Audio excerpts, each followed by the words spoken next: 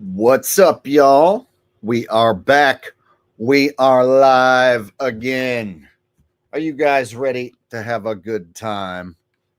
I know it's Monday. Some people don't like Mondays, but I'm here. I'm here to make it the best, most awesome Monday it could possibly be. Oh, shit. My bad. I had two watch pages open. I was like, dude, I just turned that off. How am I still talking? So I'm here to make Monday the best it could possibly be. And how could you have the best Monday without me? So I figured since 2025 is off to kind of a crappy start, right? Got fires and planes crashing, shitty rigged Super Bowl that nobody really wants to watch. I mean, it's just been kind of a shit year so far. Wouldn't you agree? All right, looks like I got a super chat coming in to start the show.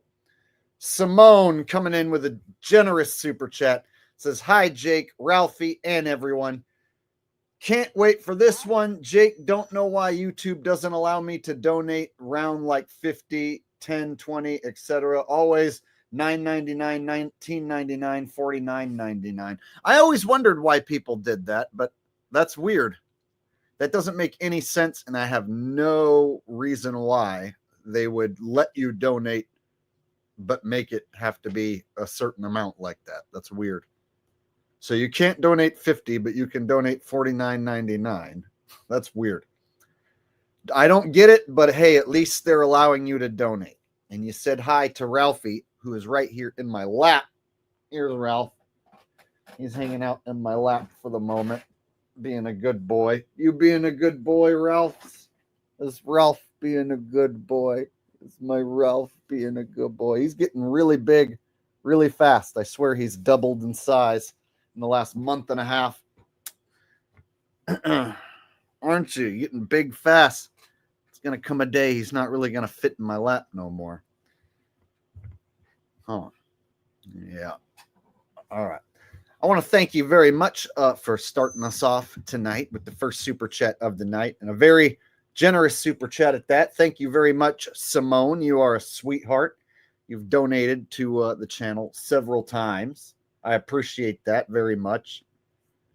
Simone, everyone, getting us started with some super chat love. All right, we got Brian here. Says, "What up, Jake?" Kevin Martson says, "What's up?" Jeremy S says, "Let me get a puppy kiss." A puppy kiss from the Ralph Meister. There's the puppies, dogs. I don't bite my nose.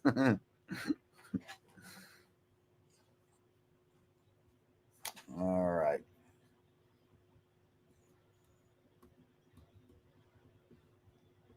Let's see. Got Dirt says, "Do a Trump impression talking about Ralphie." I gotta tell you, I found the greatest bundle of puppy joy that there ever was in the entire world. I found the most beautiful beagle that I have ever seen. Cleaner, greener, meaner than any standard beagle. Very rare, incredibly rare, blue tick beagle. I gotta tell you, I met his beagle parents. They were wonderful people, incredible beagle mom and beagle dad. His mom, Pickle, she was chewing on a tree, and all the pups were also chewing on the same tree. It was one of the cutest darn things I've ever seen. And I just knew that I had to have one of these special little beagle boys. So I brought him home, and now he's going to be the cutest puppy that the White House has ever seen. He's going to be the first dog, the presidential dog of the White House. Give it up for Ralphie. All right. There you go. How was that? Was that good? All right. We got some laughing emojis to start us off. All right. So I guess I accomplished the goal. All right. Good times. Hi, Rose. How are you doing? See some of my mods out there. Suzette Ann says, Jake, have you seen the video by Marty Leeds and David Weiss saying that the 24-hour sun during the final experiment was probably fake? Yeah, I watched a little bit of that. You know, I've seen all the shills spinning their wheels, the controlled opposition shills who are pretending to be against Jaron and Will Duffy. And I've seen, Jaron's terrible streams. I'm noticing Jaron's streams starting to lose momentum rather quickly. I've noticed that the talk around the final experiment has died down drastically. So they're trying to keep it alive with some flat earth drama. Yeah, it didn't quite go as planned. Not as many people cared. They didn't get quite as much attention as they thought they were going to get, I guess. So I'm noticing nobody's really talking about it anymore. You know, people have moved on with their lives. So Will Duffy's video counts are starting to drop back down. Jaron's live stream video counts starting to drop back down. So all that attention they were getting is fading fast. So of course, you're going to have David Weiss, who's still promoting his debunked application with a debunked circling sun path. Of course, he's still promoting that, trying to squeeze every dollar he can out of it. And Marty Leeds is another shill bag. So you got a couple of shill bags pretending to be the good guys who are going to tell you that the whole thing was fake so that they can keep the cult immunity intact as long as they can. I'm kind of sick of them, to tell you the truth. That's why I've moved on my last 3-4 streams. I haven't talked about it because I'm kind of sick of their shill asses, to tell you the truth. All right. People asking me who's going to win the Super Bowl. You know, I was thinking they'd probably go with someone else besides the Chiefs. I've been saying since the beginning that I don't think they're going to do the three-peat.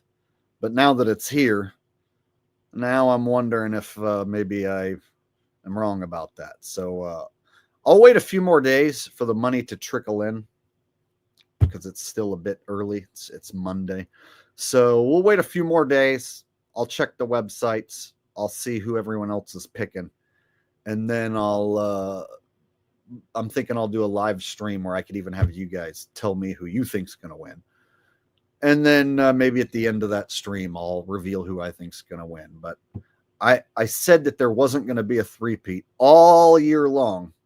And now that that the time has come and we're down to the Chiefs and Eagles, now I'm like, shit. Do I really want to pick against them and look like a fool if they do three-peat? So there's a part of me that doesn't want to make a pick, just so then I can't be wrong. All right.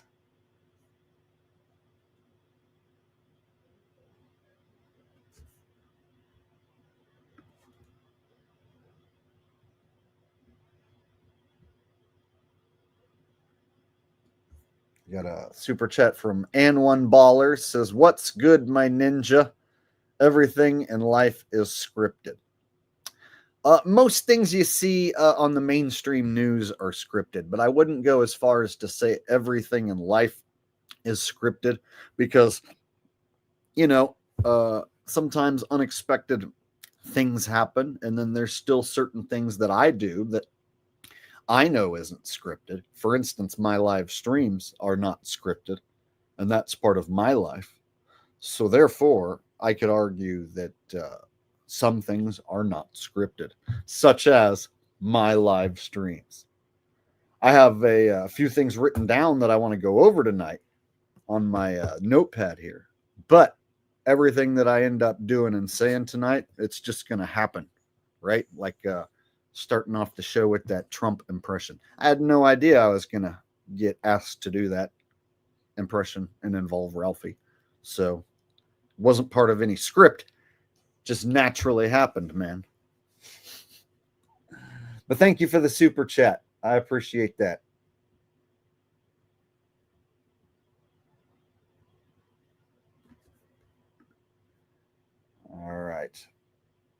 Did I just get another super chat donation? Another very generous super chat donation from I'm Rigged. Says, still can't believe Alex Jones woke me up to things with Obama deception about 15 years ago.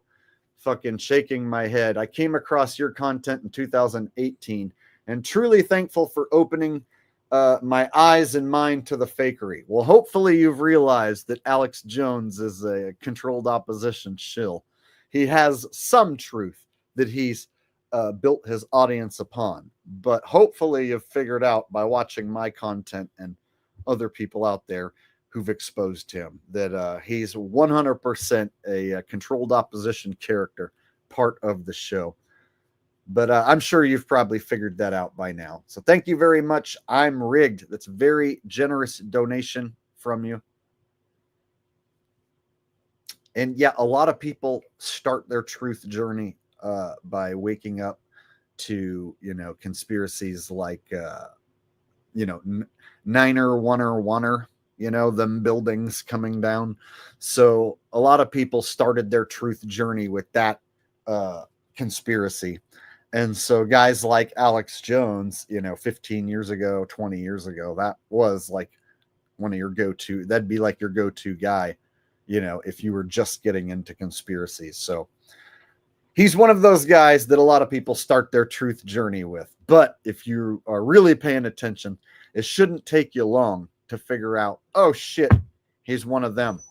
He's a fake conspiracy theorist, right? He's there to make the common conspiracy theorist look crazy, right? So that people associate conspiracy theories with Alex Jones. Thank you very much. I'm Rigged. I really appreciate these generous super chats to get us started tonight. I haven't even got into any of the video clips, and already you guys showing me a lot of love tonight. I really dig it. So I thought tonight we would get into the airplane stuff. I figured we would go over the recent crashes, and there was a plane that just caught fire on the runway in Houston. So there's been like 3 different plane incidents in like the last 3 days. It's a bit sketchy, right? So I got some ideas as to why they're doing that. Here you go. So thought we'd start with the planes, and I figured we go over the DC plane, the Philly plane, and then the one catching flame in Houston. And then I also wanted to touch base on a topic that I talked about last stream, where I went over people freaking out over their food benefits being taken away, people getting laid off in 2025, and freaking out over bills and money. So there's one lady that I showed last time that I see other content creators focusing on, and she keeps coming up again and again. Her name's Mama C from TikTok, and figure we would take a second look at her. I think I've changed my mind about her. And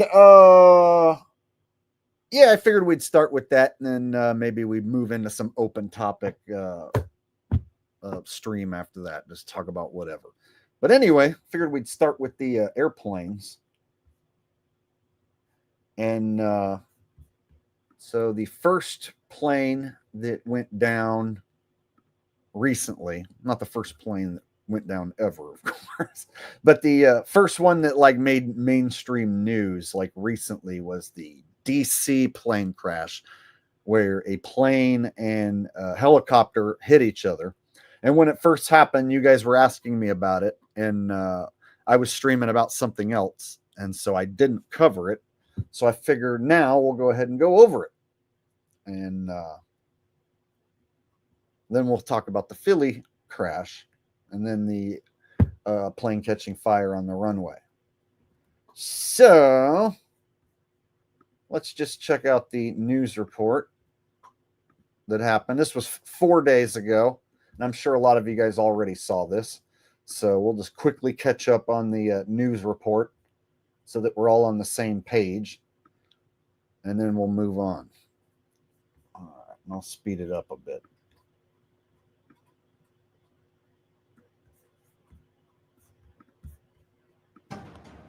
This is breaking news on Fox 32. A commercial jet crashed near the airport in Washington, D.C. I'm Scott Schneider. I'm Dawn Hasbrook. This is a live look at the scene at Ronald Reagan National Airport. You can see a massive rescue effort there. This has just happened, and we are going to continue to bring you updates the moment they come in. This was an American Airlines flight from Wichita to D.C. It collided with a military Black Hawk helicopter and plunged into the Potomac River. Everything in and out of the airport there has been shut down. And this is chilling video from a camera at the Kennedy Center. It appears to show two aircraft coming together and a fireball exploding. There may have been... Okay, American Airlines, Wichita to D.C., and a commercial jet hits a military Black Hawk helicopter. Just an accident, right? Just a freak accident? I don't know. And then let's look at that explosion again here. Center. It appears to show two aircraft coming together and a fireball exploding. There may have been as many as 60 people on board that jet. We do not know about the crew of the helicopter. We want to join our sister station, WTTG, and their live coverage right now. At 8:53 p.m. If you're joining us, it's 10 o'clock. This is Fox 5, and you're watching live continuing coverage of an apparent tragedy that's happened in the skies right near Reagan National Airport at 8:53 p.m. We've been told that calls came in for a collision between a military helicopter and a small aircraft. All right. So this made headline news, and then we'll look at another angle. There's some better footage, and then we'll dissect the footage a little bit. Because the footage, I got to tell you, looks a bit fake. Now, I'm not saying for sure the whole thing is fake. I'm just saying the footage kind of has a little bit of that overproduced feel to it, if you will. All right. So let's look at the better angle. We'll move on to the next crash. Take a look at that one. All right.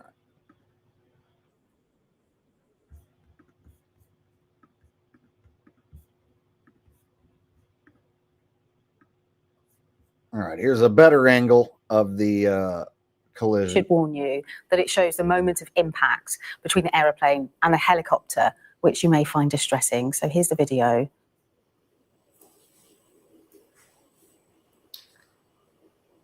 So the video is from airport security cameras. The American television network CNN got hold of it, and it shows two clear angles of the collision between the plane and the Army helicopter near the Ronald Reagan National Airport in the US capital, of course. And All right. Let's do a little slow-mo action with no sound. Now, who's filming this, and why, you know what I mean? Why would you just happen to be filming right here and get this perfectly on camera?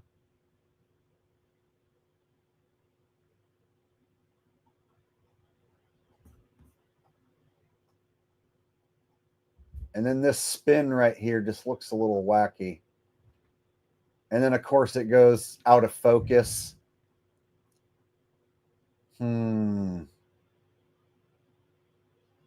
Here's another angle. So we got two different angles. Somebody just happened to be filming vertical. Someone just happened to be filming vertical, you guys. I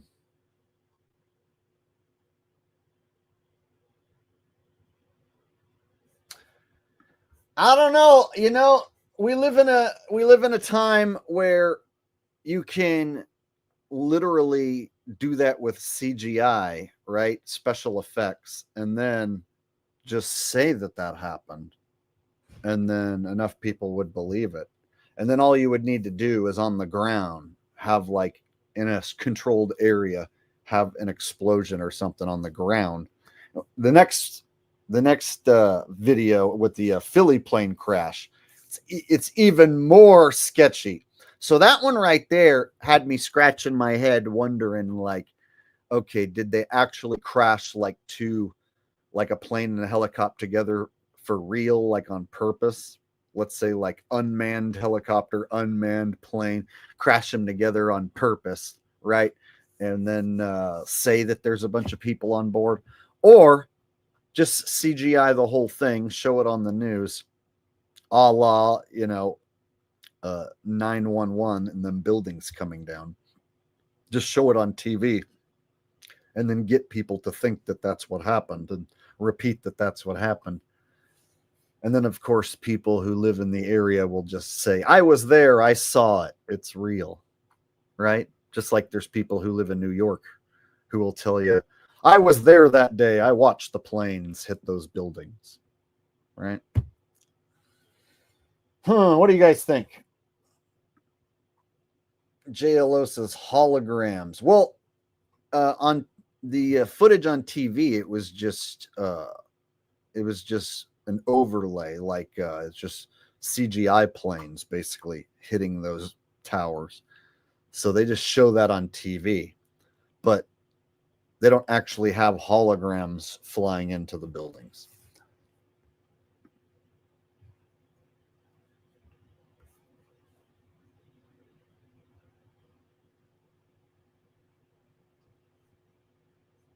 Yeah, security cameras don't pan the shot. And then you had the one that got blurry just as the helicopter was like spinning into the water, like the one shot got blurry. And they were both vertical shot, suggesting it was like someone with their phone. But who would be standing there thinking that that a plane was going to hit a helicopter? You wouldn't know. You wouldn't be like, oh, I better be filming right here just in case those two things hit. So all of it just seems sketchy. So then when you combine the fact that the next day they had another plane crash, and then the next day another plane catches fire on the runway, another American Airlines plane, then you got to start scratching your head and going, okay, so all these things are kind of connected together, like they want people thinking about planes and planes going down. I think I got a good idea why.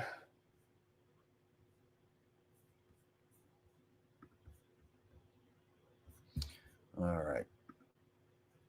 So then we'll move on to the Philly plane, which this one's even more sketchy because there's a big hole in the ground that doesn't look like it came from a plane. So there's a crater that this next plane leaves that definitely has me scratching my head. Oh, wait, here's another video of the last crash. I think it's the same one we just watched, though. An airline's plane can be seen flying towards the airport before the two collide, causing a mid-air explosion. After the collision and subsequent explosion, the airliner can be seen spinning into the water, and the Black Hawk is also seen falling into the water. Yeah, this is super pixelated right here. Can't get much out of that.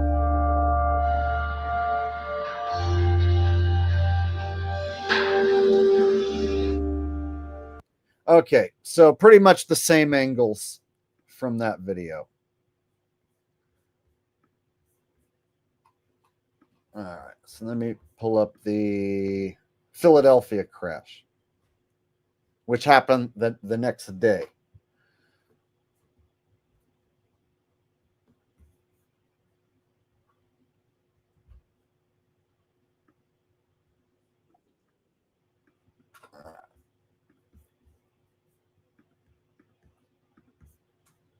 All right. And Philadelphia and DC are close together. So those are two major cities that are next to each other. So there's kind of a strange connection there, too. And then you had Philadelphia Eagles and Commanders/Redskins just play each other last week. So that's kind of weird. On the crash of that medical jet in Northeast Philadelphia. A Learjet 55 went down around 6 o'clock last night, shortly after departing from Northeast Philadelphia Airport with 6 people on board. Ring camera footage shows the plane descending before a massive explosion. A large fire burned in the wake of the crash, prompting a significant response from. Okay, that looked like it was like special effects were added to the footage. 6 people on board. Ring camera footage shows the plane descending before a massive explosion. A large fire burned. Like that right there. Let me put that one in slow-mo.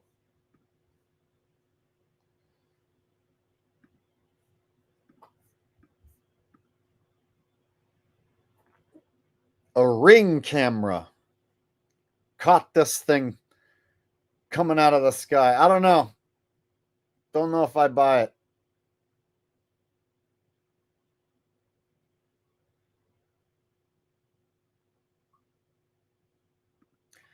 That just looked very Hollywood special effect-esque to me. There was like a pre-explosion.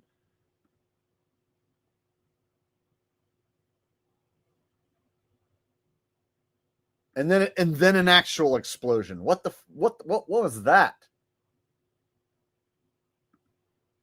Then there was like almost like this laser beam that comes shooting out of the bottom of the screen. Watch this like laser beam go pew right here. Pew, see? And then it flames up. What? I don't know, man. I don't know about that. What do you guys think?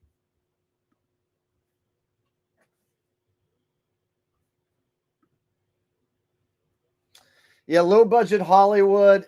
It kind of has that like old school nuclear bomb special effect thing going on at the beginning, right? Now here's where they show the some real fire on the ground. So here's what I was thinking was that they have an area where they have an explosion for real, but the thing coming out of the sky and the pre-explosion and the flash and all that looked fake to me. That looks CGI. But if you really wanted to sell this, all you have to do is have an area where you have it all roped off to where nobody could get in, and then you actually do blow up a hole in the ground in that area. So then you can show actual real fire, flames, and then a hole in the ground. And then you can point to the hole in the ground on the fire and be like, see, you know? So I think this one is a combo of special effects, but I also think they did a real explosion here. Witnesses who detailed what exactly they saw in the aftermath. There was a fireball, there was debris everywhere. There was people running back and forth. There was so much stuff happening at once. And it was just very graphic. There is no word at this time on what caused the jet to go down. Right now, we do know that there are multiple investigations underway. The NTSB will have boots on the ground today to determine the exact cause of the crash. And Chopper 6 is live over the scene right now here in Northeast Philadelphia, where crews, they cleared out for the night as those fires were put out. But you can see in this area that there is just debris scattered across the roadway. We do know that officials are expected to hold a news conference this morning to bring us the latest in this investigation. But obviously, this is an investigation that will span blocks here in Northeast Philadelphia. And now, see, I think that they could actually have a real explosion, like if they have an area blocked off to where they can put some dynamite, let's say, on the ground and like blow a hole in the ground. And then, of course, it shoots shit everywhere. And then you have the fire and the explosion. And then you can show the CGI plane with the pre-explosion and then make those two things seem like they're the same thing. So I'm going to show the hole in the ground in a minute.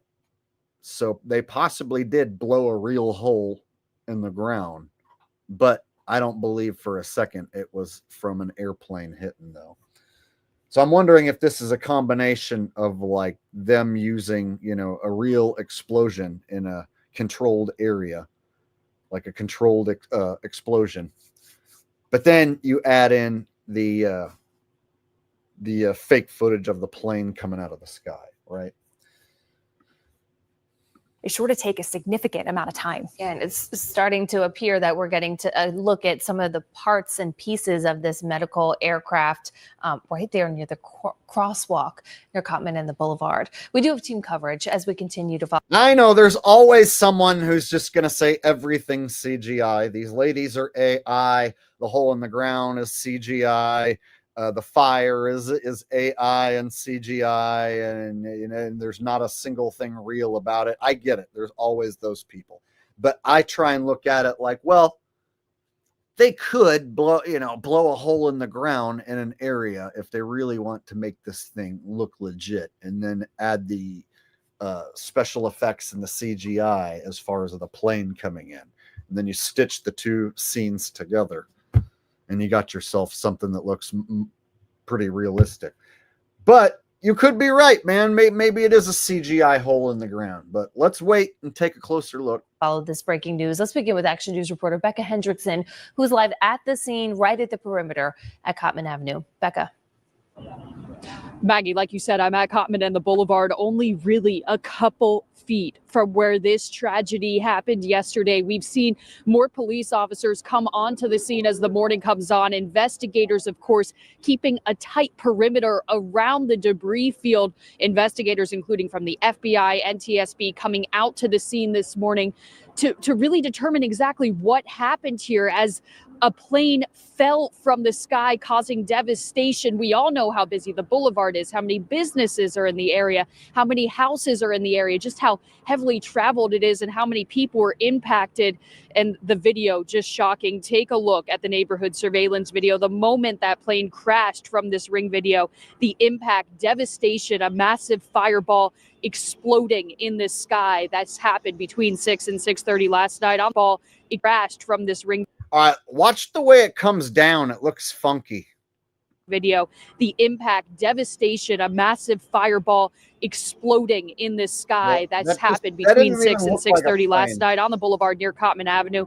A medical transport plane with 6 people on board, a child, a pediatric patient, her mother, and 4 crew members. Dang, that one looks more like a missile, right? Like that looks more like a missile attack.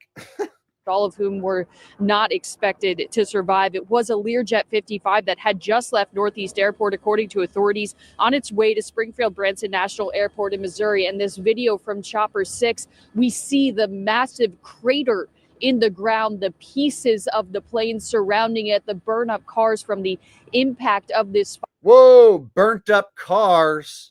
Wait a minute. Burnt up cars? So it didn't hit the cars, but like what the explosion encompassed the cars and burnt them up and made them look exactly like the California fire cars. Interesting. Pieces of the plane surrounding it, the burn up cars from the impact of. All right, guys, here's the impact. So then the question becomes, where did the plane go?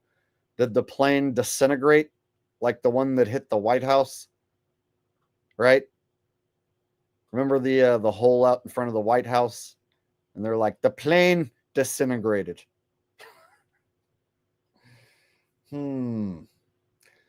So, Bob, you think that hole in the ground right there is fake?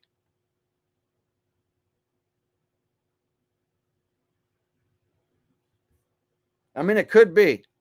It all could be fake. I'm just wondering if perhaps they added in like a legitimate small explosion, a controlled explosion, and then have the CGI fake plane explosion part, and then you stitch the two things together. But, it could all just be straight up fake, man.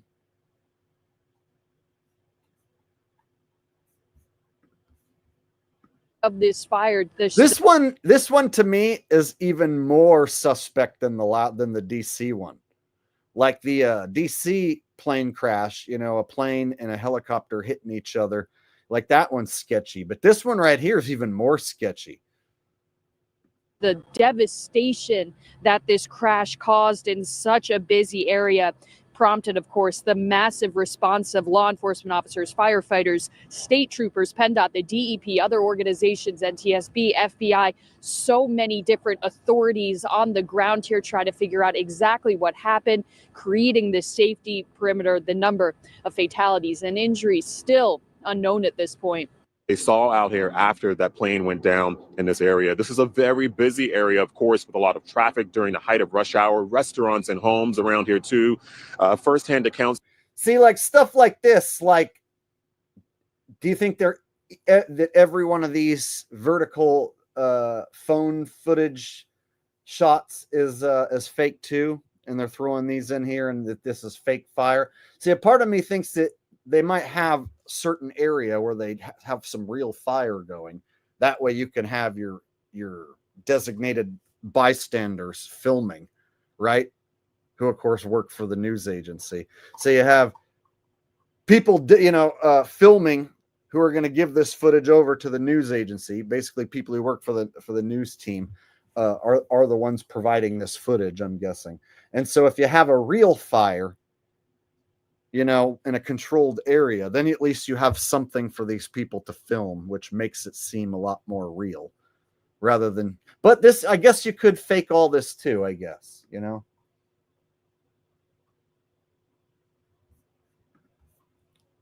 Giving descriptions of hearing the explosion and then seeing debris just raining down onto people, cars, and the homes and businesses out here. People were in the drive-thru at the Wendy's here at Cotman and Besselton, as well as the McDonald's over at Cotman and the Boulevard. A lot of similar accounts of what people saw. Take a listen. It was like a boom. We all stepped back, and it was real crazy. It was like real bright. I definitely saw debris falling. There's all over Cotman. And I mean, I was scared to run in, but at that point, you can't get scared. Hold on. He definitely saw it? Definitely saw it. We all stepped back, and it was real crazy. It was like real bright. I definitely saw debris falling. There's all over Cotman.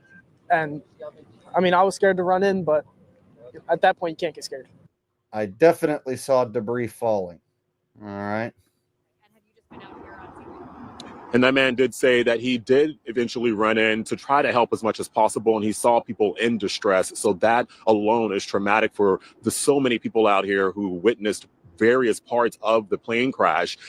Bustleton Avenue is open right now to traffic, and it's moving pretty slowly. It's getting a little crowded. We notice people are kind of inching through the intersection. Some phones are sticking out of the window, people trying to take pictures and document. And as the mayor said earlier, they're encouraging people, if you can, to avoid this area and to move through. The last thing you want is for first responders to have to deal with any accidents while they're still trying to work today and had a send off by the team there. And I think we're all still just beginning to process, how something so tragic could have happened, and just the devastation of all of this, I think hasn't even really started to sink in yet. But of course, not just for our patient, but for those on the ground and the medical crew in the plane. There's so many tonight that our hearts go out to. It's not just our patient, but of course, that's where our heart really is with our own patient.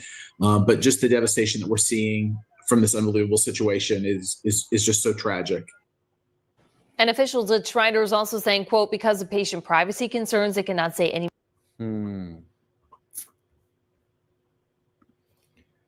right.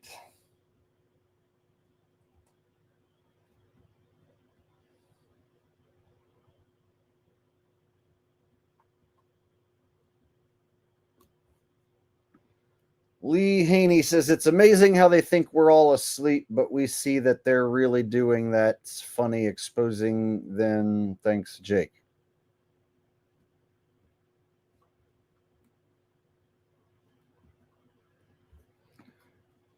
Tone Dial says, scripted witnesses. Yeah, those two guys weren't real convincing. The two guys who they had talked there.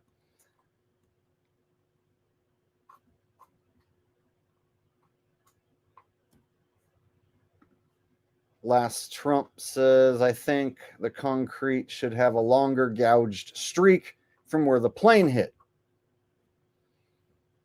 Yeah, and then, you know, like wreckage of the plane should be around that hole, right? It looked like they had like this entire block, you know, like with random fires, you know, a little small fire here, and then 100 feet down the road, another fire. And then they showed like 2 of those cars were burnt out and looked like, you know, like they were hit with direct energy weapons, right? So, yeah, not so sure about what they're showing us here for sure. This one's sketchy.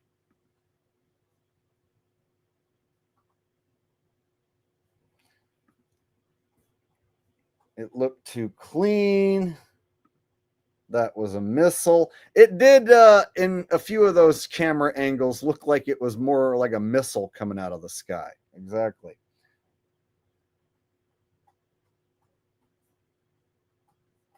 All that glitters is old, so this is why we live in Ecuador. Man, that'd be weird to live in a different country, you know? I've spent my whole life in the United States and seen it change for the worse in so many ways. And, you know, I've thought about like, okay, maybe it's time to exit this hellhole. But then it's like, well, where am I going to go? I don't speak any other languages. And having to learn a whole nother language and a whole new way of life, like that's pretty scary. Like, you know, leave my family and what little friends I have behind and go start a new life in a new country. It's kind of a scary idea, but at the same time, you know, hanging out in this hellhole and watching it go up in shit flames doesn't sound like much of a great idea either. So perhaps I should look into escaping to Ecuador or some other country.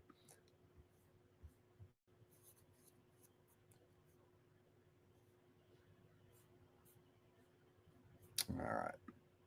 So we got DC plane hitting the helicopter. And then we got the Philly plane, medical plane, coming out of the sky. Big explosion. So now let's take a look at the third issue with a plane. Within like 3 days, we got another United Airlines flight catches fire while on the runway at Bush's Airport in Houston, Texas. So we'll go ahead and unpack that one now. And this one has footage of the people on the plane freaking out, but they could be actors. We'll get into that. All right.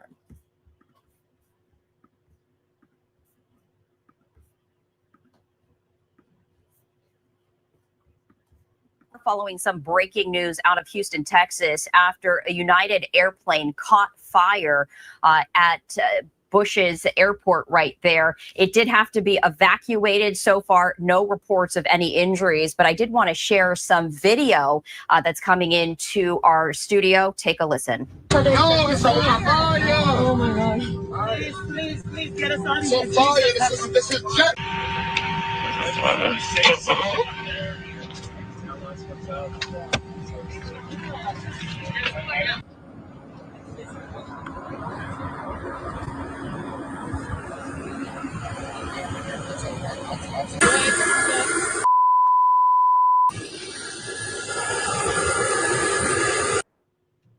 All right, so that was some video right there that we did want to share with you from our Fox 26 Houston. Meanwhile, you are taking a live look at Houston, Texas right now. I did want to share some more information about the flight from Houston to New York that did have to be evacuated after it caught fire during takeoff. That's according to the FAA. And the very latest is that the FAA says the crew of United Airlines Flight 1382 had to stop their takeoff from George Bush Intercontinental Airport because of a reported engine issue that happened at around 8:35 a.m. local time this morning. We shared video.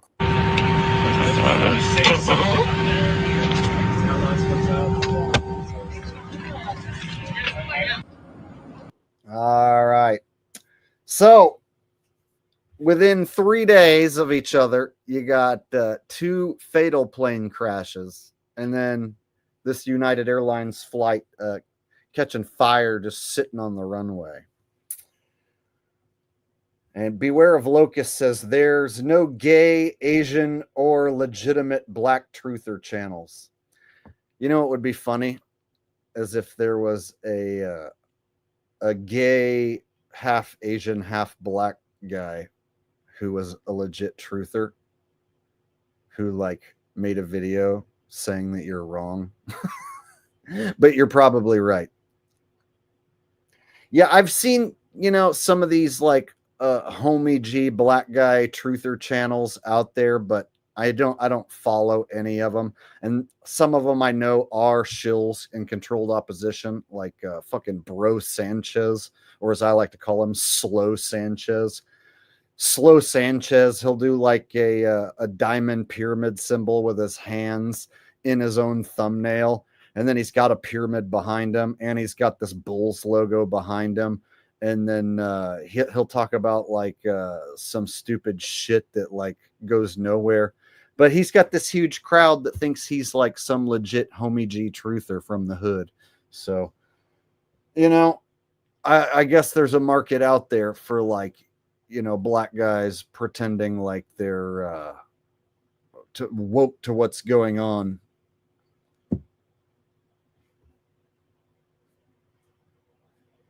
Exactly. Homie G, low IQ douchebag. And that's exactly what his following is. So if you go watch Slow Sanchez, it's a bunch of dudes who talk and act like him in the fucking comments section, right?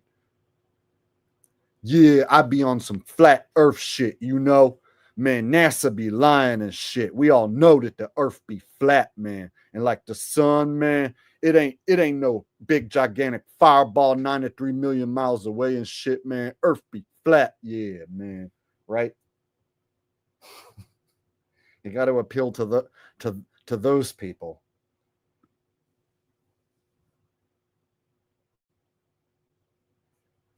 Yeah, a lot of controlled opposition truther channels are ex-cons, ex-military. Exactly. For instance, ODD for shizzle, my nizzle. ODD televizzle, right? Yeah, where's he? In prison. It's because he was working with authorities. He was a sex offender who was working with authorities as a fake flat earther.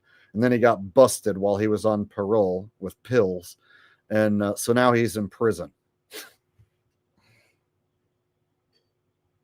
Anyway, I get sidetracked talking about some other shit. So let me get back on track here with these planes. So you got all these, this plane drama. We'll call it Plane Gate. Within like 3 days of each other, you got all these different mainstream stories involving planes. So check it out. Why are they making these planes the top story? Why would they go as far as to, let's say, fake a plane crash, right? So here's my thoughts. They are slowly but surely clamping down on travel, especially flight. And so in the future, you're going to see people at the bottom of the pyramid, like the working class slaves. You're going to see them lose their ability to travel. You're going to see the common man flying less and less. And this is all by design, so that in the future, the rich and the elite are the ones who get the luxury of traveling by plane. So what they do is they make it inconvenient for us to fly. So ever since 911 and the buildings came down, it became a lot more inconvenient to get on a plane, a lot more of a pain in the ass. 2020, when Boogeyman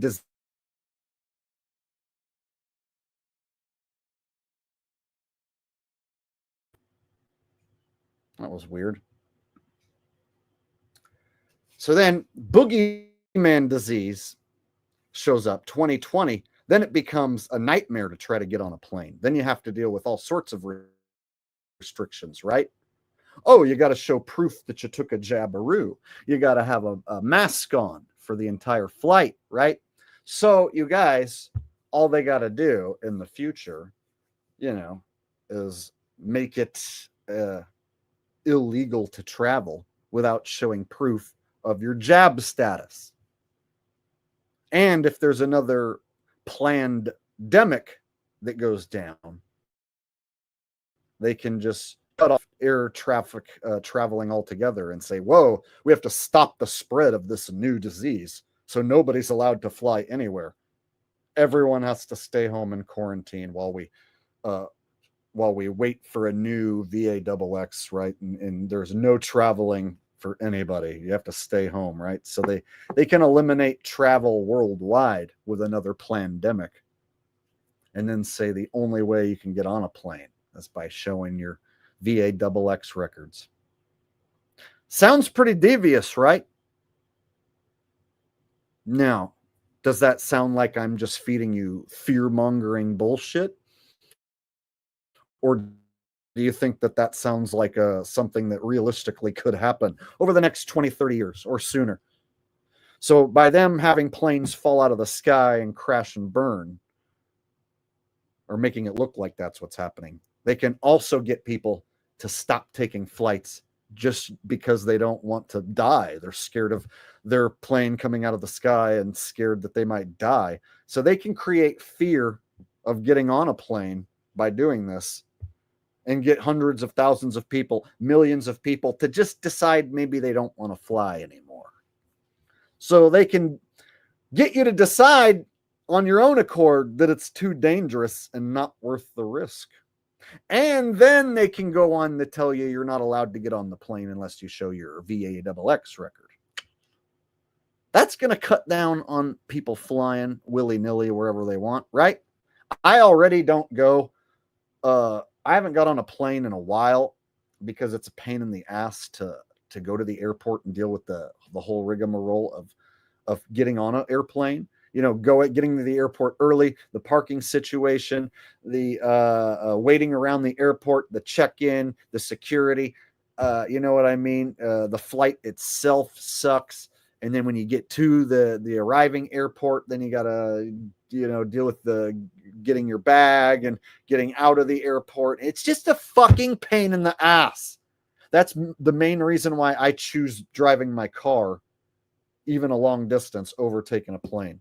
So when I went to go get Ralphie, I drove to Kansas. When I went to go watch my last Blue Oyster Cult concert, I drove to Arizona.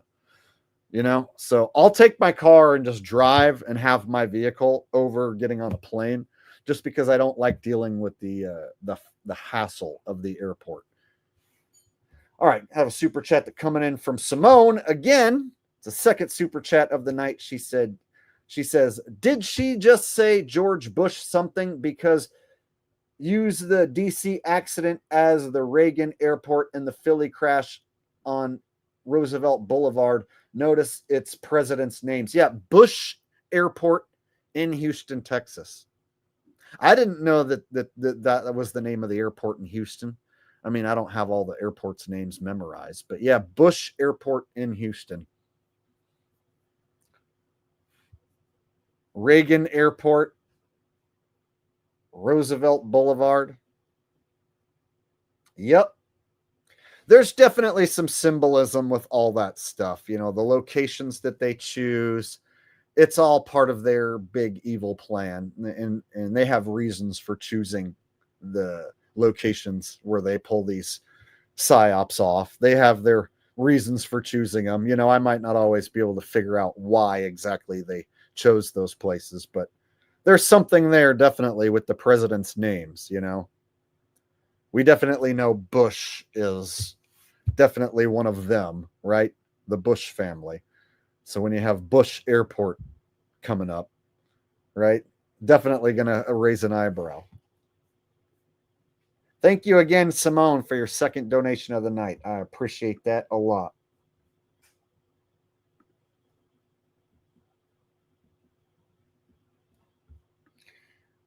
M. Stone says, I was thinking New York City Airport might be next with JFK Airport.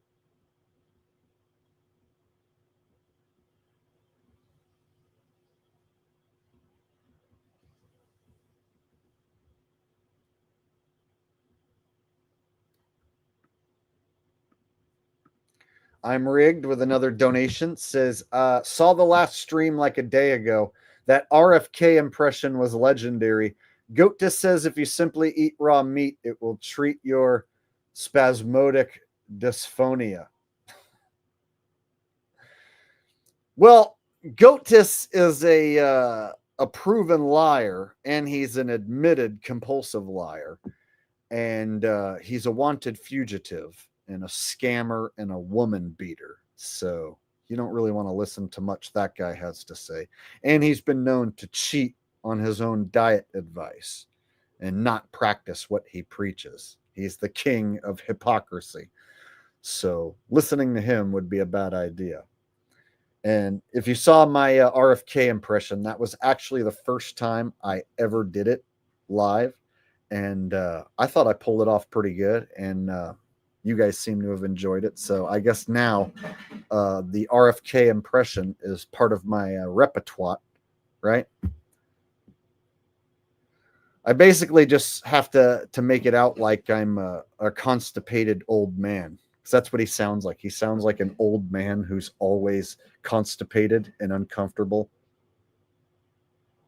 That's why we really have to take a look at vaccines. I never claimed to be anti-vax.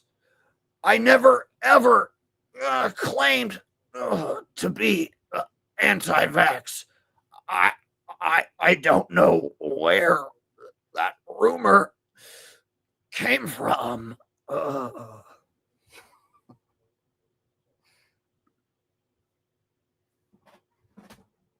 All of my kids have been vaccinated.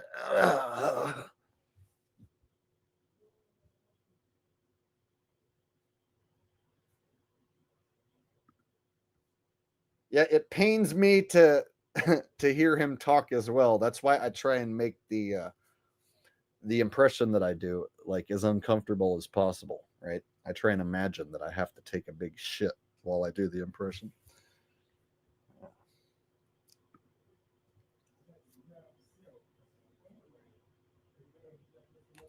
All right. So let me get back to what I was saying. So it's already a pain in the ass to deal with the rigmarole at the airport. And I'm sure a lot of you guys would agree, like getting on an airplane is a pain in the ass. So I take road trips in favor of getting on an airplane. Now, I know some situations like that's not going to work. Like if you have to go across the United States and you got to get somewhere, in a day. Yeah, an airplane is your only option. If you have like a death in the family and a funeral to get to or whatever, then yeah, a plane is definitely going to be your better option than spending, 3-4 days driving all day long across the United States. So I get it why, in certain situations you can't take your vehicle. But I've pretty much avoided getting on a plane and just taking my vehicle because I just think that the whole airport rigmarole has become such a giant pain in the ass. And it's become a pain in the ass by design.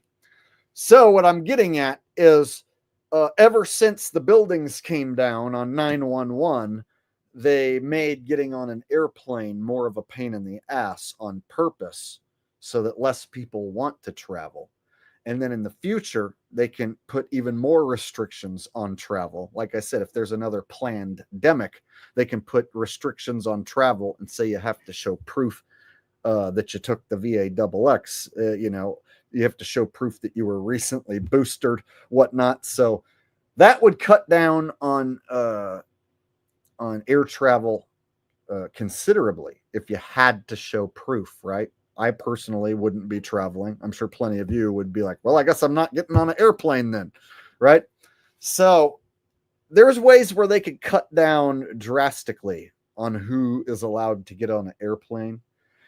And in order to get people to be less infuriated by losing their ability to travel on an airplane, what they want to do with these crashes is make you afraid to get on a plane. Make you decide on your own accord that it ain't worth getting on the plane because it might crash and you might die. So most people aren't afraid of the plane crashing and dying because they figure, oh, that's like 1 in a million. It won't happen to me. So now they make it a lot more common. And by doing that, by putting it in people's mind that the plane can catch fire on the runway before you even take off, they can probably fearmonger enough people, you know, thousands of people, maybe millions of people, into just not wanting to get on a plane. So that when they say you have to show proof of a VAXX, they'll be like, you know what? Flying's already a pain in the ass. Screw it. I guess I'm not flying anymore. So you're more likely to accept not flying if you're afraid of flying anyway. See that? It comes down to them wanting to take away our ability to get on an airplane and fly wherever we want willy-nilly. That's going to be something that only the rich and elite get to do. And us slaves at the bottom, we're going to be too busy working all the time in order to barely pay rent, right? We won't have time to go on a vacation. We won't be allowed to fly.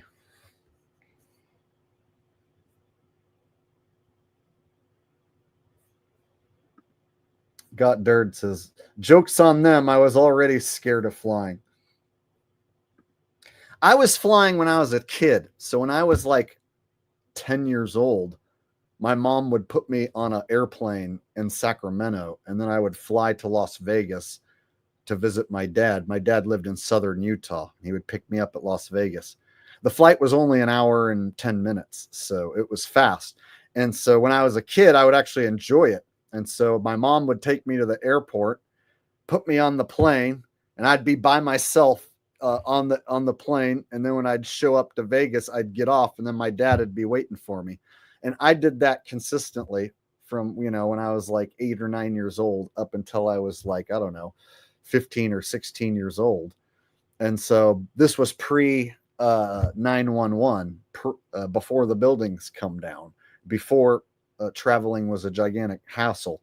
It was a lot, you know, easier. That you just had to walk through a metal detector. That was like the only security that you went through. You just walk through one metal detector and then sit and wait at your gate for your plane. You know, you check in and then you just sat and waited for your plane. And it was a lot easier, a lot less of a hassle. And so I have memories of, you know, riding a plane by myself when I was a kid, and then showing up and to the airport, and then, oh, there's my dad, you know. So I stopped getting on planes, yeah, when I started after 911, and then when I became an adult, I stopped taking flights as much. And then the last one I went on, I took a small plane from Stockton Airport to Las Vegas, and that was probably like 7 or 8 years ago, maybe 8 years ago was the last time I was on an airplane. Shit, that's a long time ago.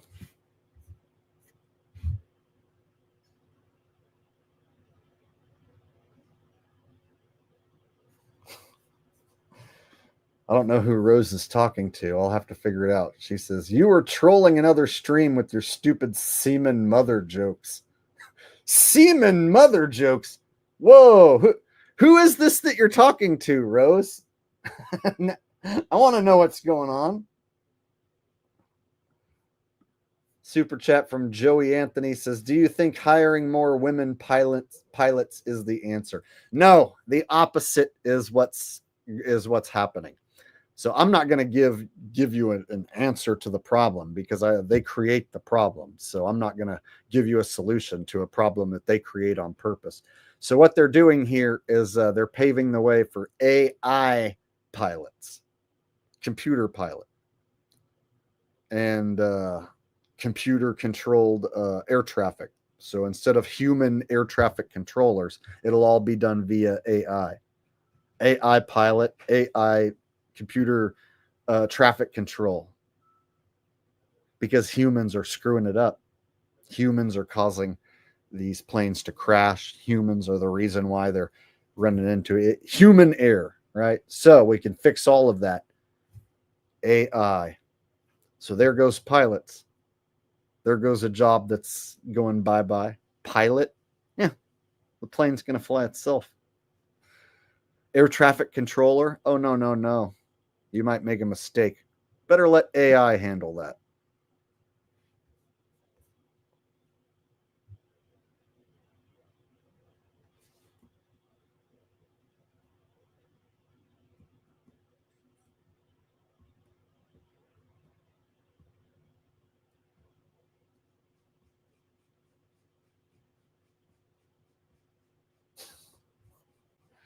Adam R says, more blacks piloting is the answer. Yeah, that's it. If there were more black pilots, there'd be less crashes, for sure. Yeah, some woke shit like that, for sure.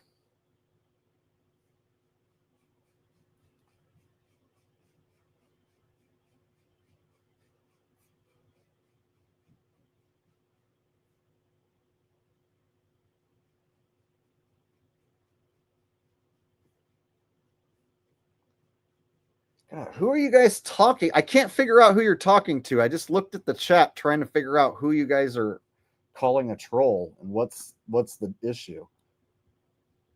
Who's the guy in the chat causing an issue?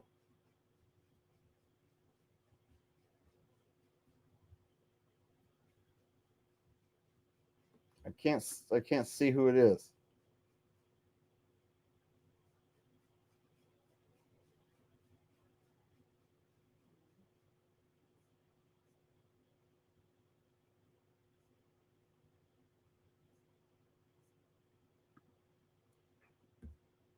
Adam. Oh, okay. The guy whose comment I just read. I thought he was just making a joke.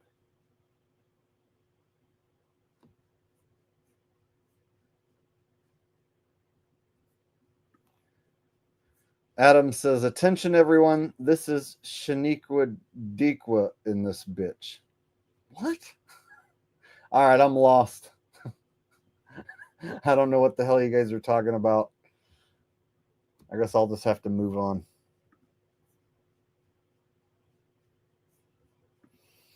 She says not Adam, and then everyone else, and then other guys are saying Adam. She says not Adam. Vince G says, do you watch any UFC? I used to, but I stopped being a fan several years ago. Stopped watching the pay-per-views and all that. But there was a time several years ago when I used to watch the big matches and the pay-per-views and stuff.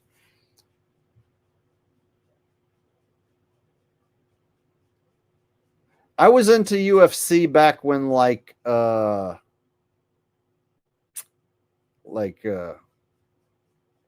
Rampage Jackson and Chuck Liddell, and guys like that were champion, a long time ago, back when UFC was starting to really blow up.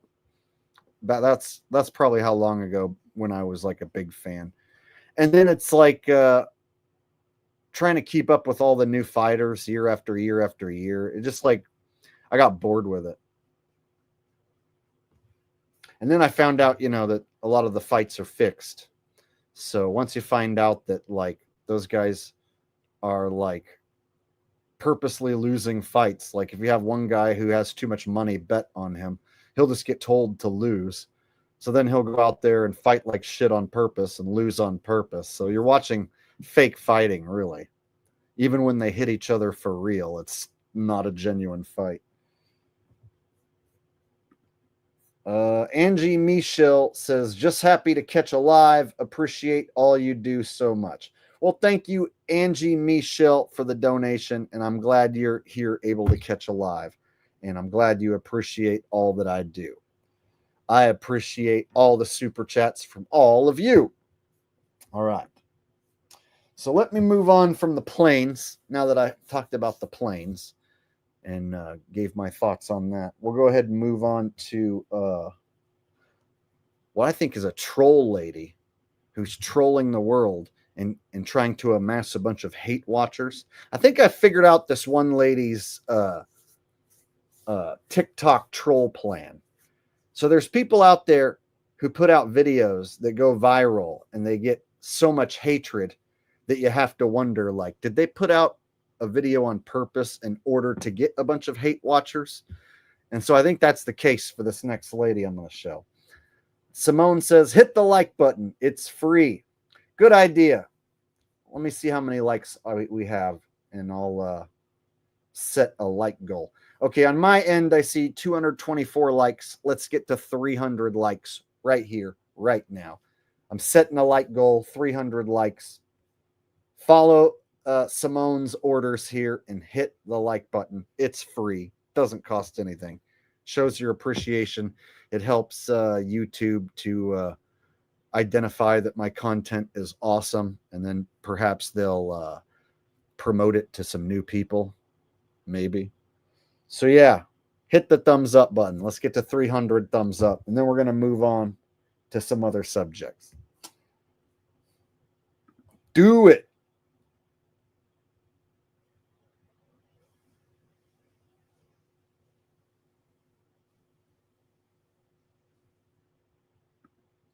Florida Todd with a donation says, remember no fear stickers. This would have been better timing. I fly.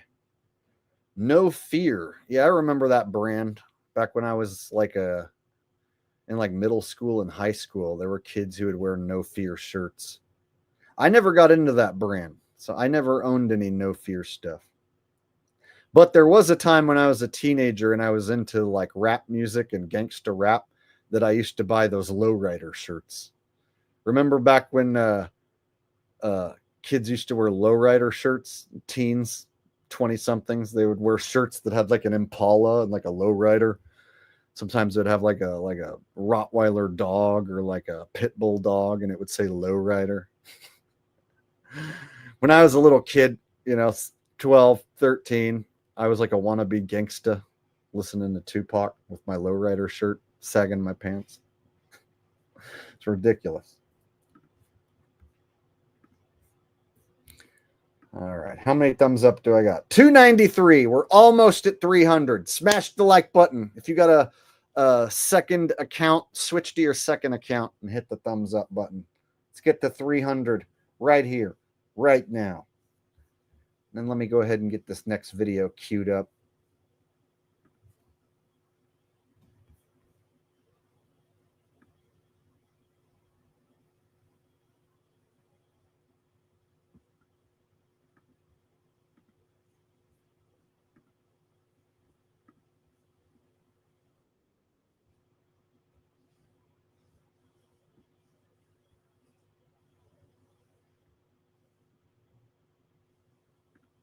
All right. So there's this girl on TikTok. She calls herself Mama C. And we watched this in my last stream. She said, someone reported me to DHS because I drive a 2025 Tahoe and get over $3.3 thousand in food stamps, so $3,300 in food stamps, and $900 in cash benefits. Just because I get welfare, I can't drive a nice vehicle. You guys, if you watched my last stream, you probably remember I was roasting this girl. How many thumbs up we got? 319. Awesome. Thank you guys for the thumbs up. I appreciate that. So now we'll go ahead and move on. So if you watch my last stream, you guys remember I roasted this chick here. Food stamps? What the fuck? Just because I get welfare, I can't drive a nice vehicle? All right, here's the other side of the coin, y'all.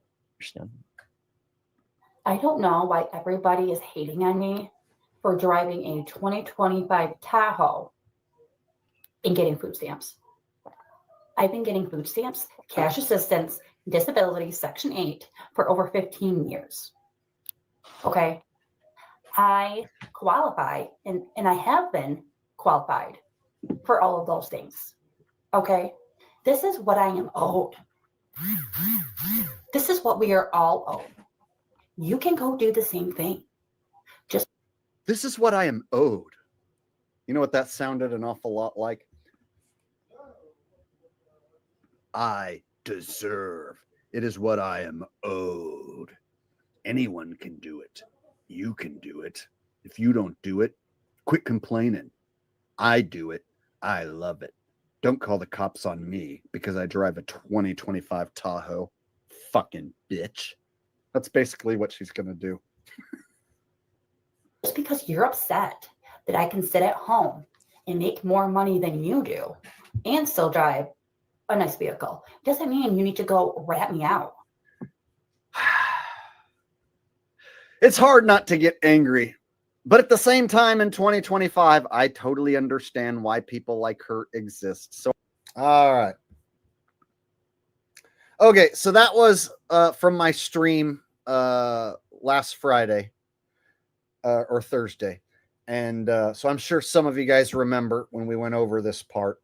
So this girl is all over the internet. I noticed several other content creators have been making videos about her, exposing her. And so I watched a few more videos of her, and now apparently her benefits have been taken away from her. So we're going to watch a few videos, and then I'm going to tell you what I think's really going on with this chick. So that was from my stream last week. And now I'll show you what has developed since then with that same girl.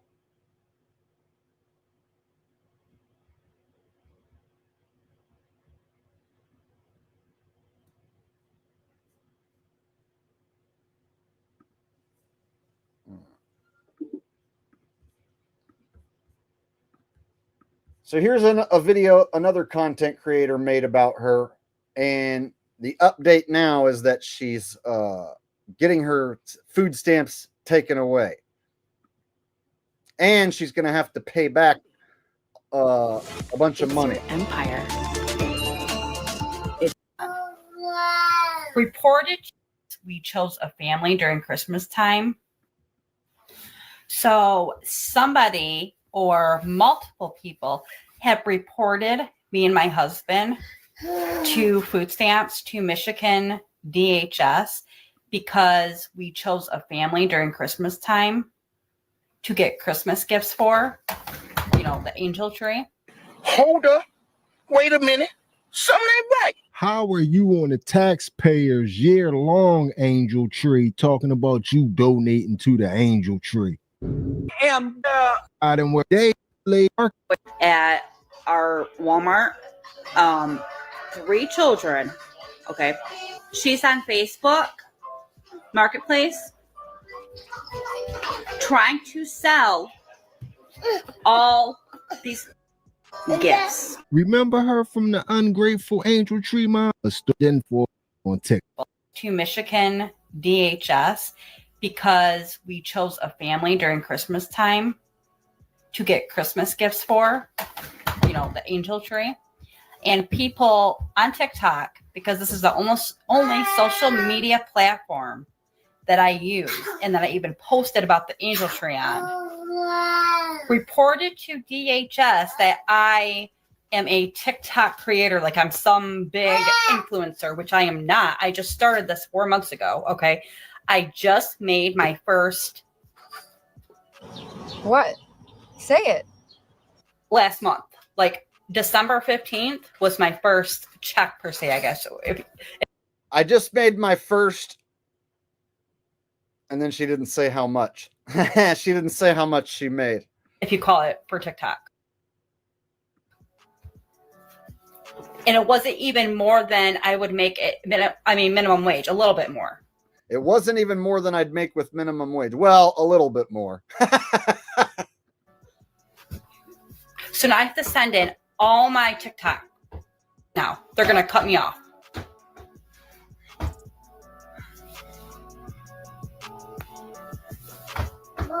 I don't even know what to say. Like I said, Of like the cheap Walmart brand pop or whatever. Check it out. I was almost just arrested in the Walmart parking lot for welfare fraud. Cannot believe I just lost my food stamps. Charged one more again. I almost just got arrested again. This time for welfare fraud. I was going to Walmart like I do every week. I get food stamps, so I get between 5 and 7 24 packs of like the cheap Walmart brand pop or whatever. The ones that you get 10 cents back for every, can or whatever. And I use my food stamps to buy the pop, and then I go out to the parking lot and I pour them all out. This girl and her husband with their family were next to me in their car, and they freaking called the cops. So she's saying she uses her EBT to buy a bunch of soda, and then she pours the soda out in the Walmart parking lot so that then she can turn around and turn the cans in. That story doesn't jive. It almost sounds like she's trying to piss people off. That's when it started to hit me. She's trying to piss people off for content. I figured it out after like the second or third video. I was like, oh, this is what she does. And she gets a bunch of clicks by doing this. And then when she makes a video saying, I almost got arrested, people are like, that's what you deserve. Fuck you, bitch. Da-da-da, right? So if you can get, 10,000 people, 20,000 people commenting and you get 1 million views on a video, it doesn't matter if they're mad at you and calling you a stupid fucking bitch. You're going to make money, right? So this chick right here has developed a new way to trigger people just to make money. So what I'm saying is her story is bullshit. She's doing this just to get clicks. The cops show up. Get out of the car! Get out of the car! Get out of the car! Get out of the car! As I've got like over 100 freaking Walmart pop cans all around me. I want a goddamn liter of cola. And they told me to stop where I was at and put my hands up. They gave me a warning.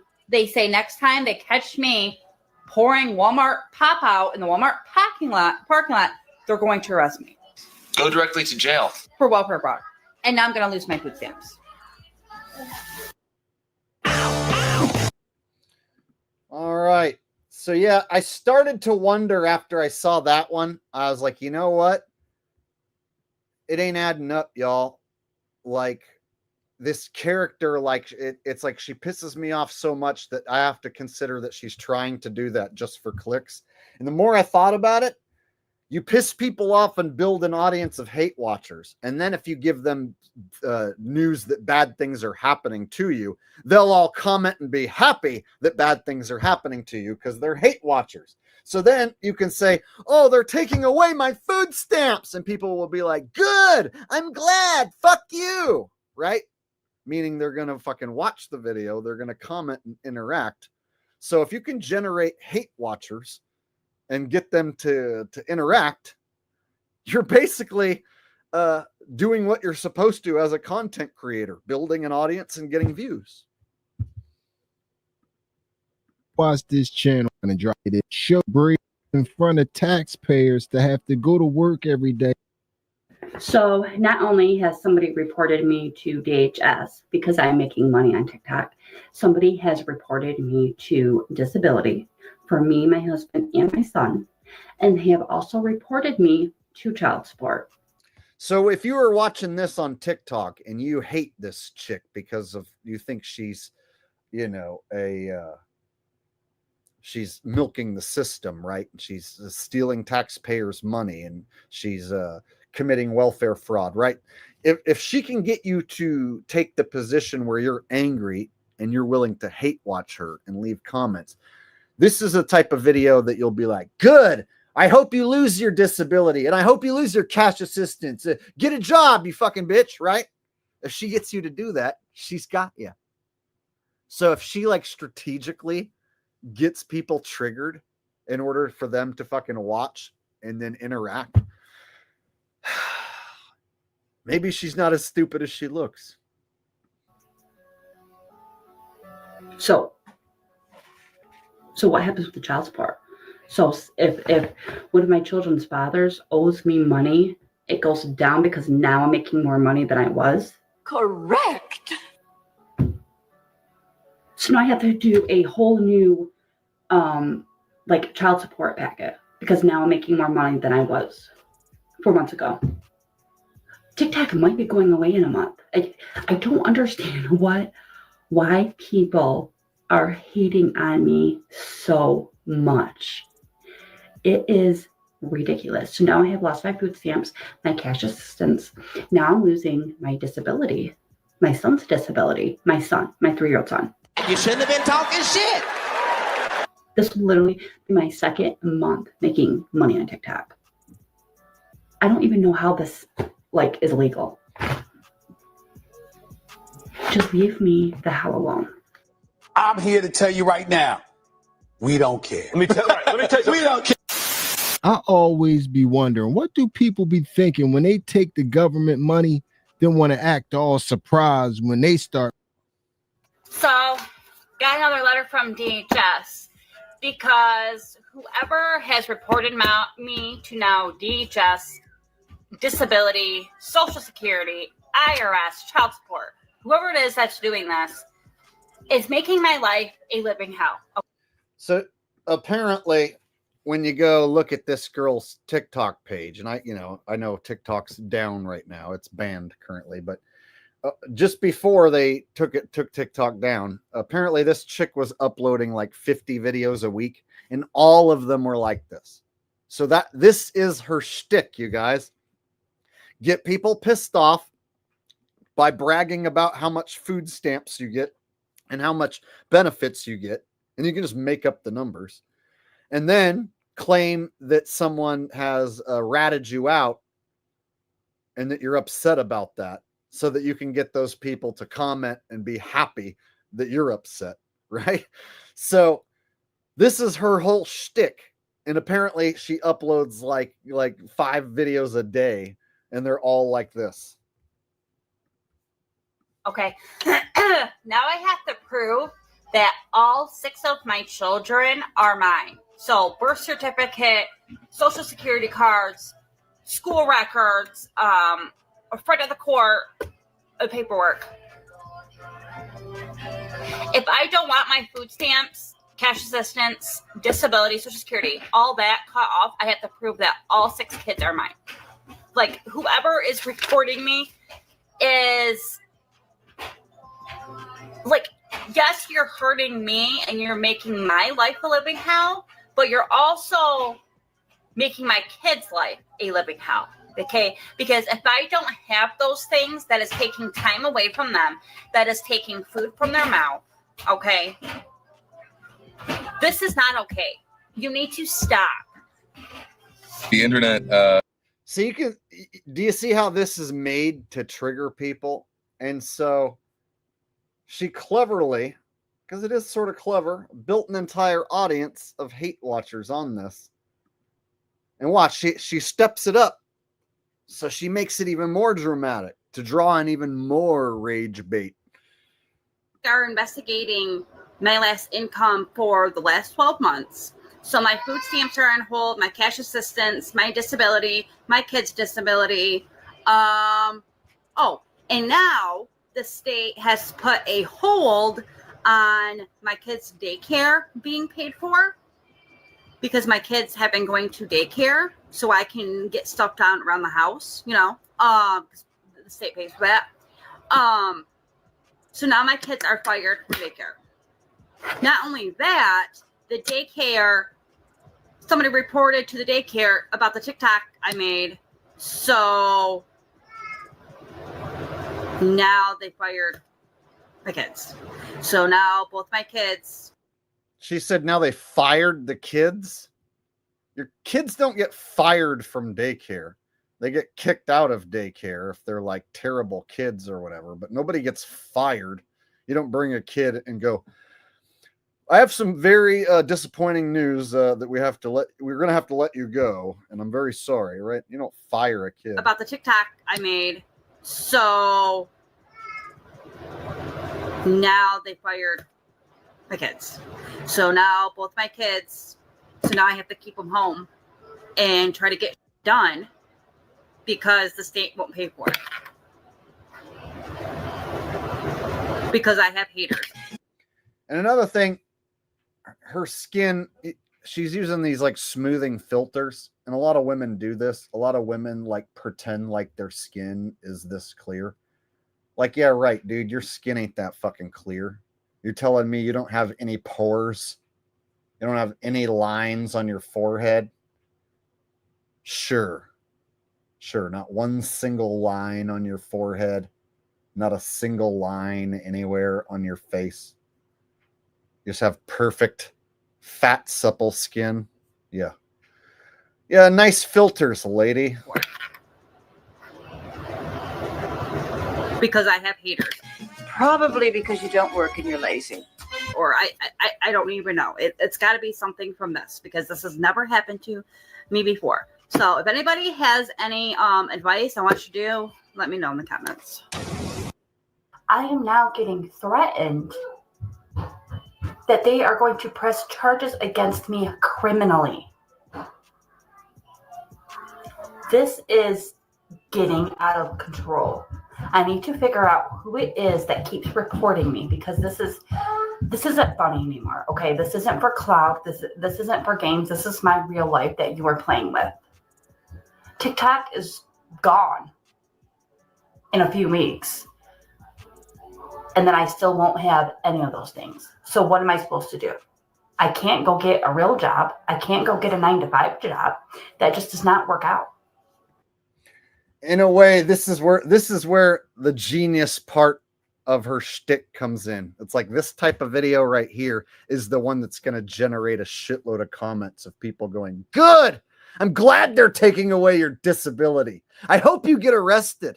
I hope you go to jail, you fucking bitch. I hate you," right? So by her making this video, she's going to get even more rage bait, right? Even more clicks than that first one where she's like, "I drive a 2025 Tahoe. Don't be upset at me because I get $3,000 in benefits. Don't be jealous. I'm owed that." So she builds the audience, the hate watchers, with that first video saying, "I drive a 2025 Tahoe and I get $3,000 in benefits. Why are you jealous? Someone tried to report me? Like, get a life." So you build your hate watchers, and then after you have all these people tuning in who hate you, then you say, "Oh my God, I have to pay back all the money. And the cops are saying that they are going to press criminal charges against me. Who keeps doing this to me?" That video right there is probably going to get double the amount of views, double the hate watchers, right? Double the comments, because now people are going to be like, "Good. I'm glad they're taking away your benefits," right? They don't stop to think that this chick is making up the entire thing for clicks. Straight up, making it all up for clicks. To be able to look in the camera straight-faced and serious like that, it requires a little bit of acting skill. And I'll give her credit. She's got enough acting skill that she has duped several million people. Well, I don't know several million, but she's duped like 1 million people with this shit. I see other content creators falling for her shit hook, line, and sinker, and nobody's calling it out as just being totally fake. So, yeah, Mama C, I don't buy your shtick, and I think you're doing this all for the clicks. I just can't. So just stop and leave me the hell alone. It's not that hard. You can do it, put your back into it. They got one hook, line, and sinker, man. She got the hook hanging out her lip, man. Got one. It's a lot of people out here that's really trapped into the train. The cops are at my fucking house right now. This is when I figured out for sure she's lying. The cops are at my house right now. Oh, and you're going to do this video? How come we don't hear them banging on the door? This is when I knew for sure she's a fucking liar and a faker. Once I got to this point in the video, I was like, okay, I see her whole shtick. I got it all figured out now. It's like kind of brilliant, but in a very scumbag way, a very sleazy, scummy way. Like, you got to give her credit for like building hate watchers and coming up with this rage bait scheme. But at the same time, it's pretty sleazy, right? It's nothing to really be proud of. They decided to press charges for welfare fraud for me buying all those Walmart 12 packs and dumping them out for cash because I needed cash. Now they're up. Dude, you can say what you want, but she's tricking people into getting, and she's getting millions of views out of this. If everybody knew she was faking it, she wouldn't get this sort of attention. This guy made this video about her and got a ton of views on this video, and he's not calling her out as being a fucking total faker, right? So this video, 311,000 views in 2 weeks, bro. So people are falling for this shit. That's why I'm pointing it out, so that people realize there's money to be made in getting hate views and hate watchers, and then getting them to rage out in the comment section. As long as you're getting them to watch and spend time watching and comment, you just did your job as a content creator, even as sleazy as it is. So yeah, I think she's partly smart for doing this. I don't think she's for real. I don't think she's telling the truth. So therefore, she can't be that stupid. If she's smart enough to have made money doing this, then she ain't that stupid. There's people out there struggling to survive, not smart enough to create hate watchers. Outside my door, and they have a warrant, and they said they're going to break down the door if I don't come out. Prove it.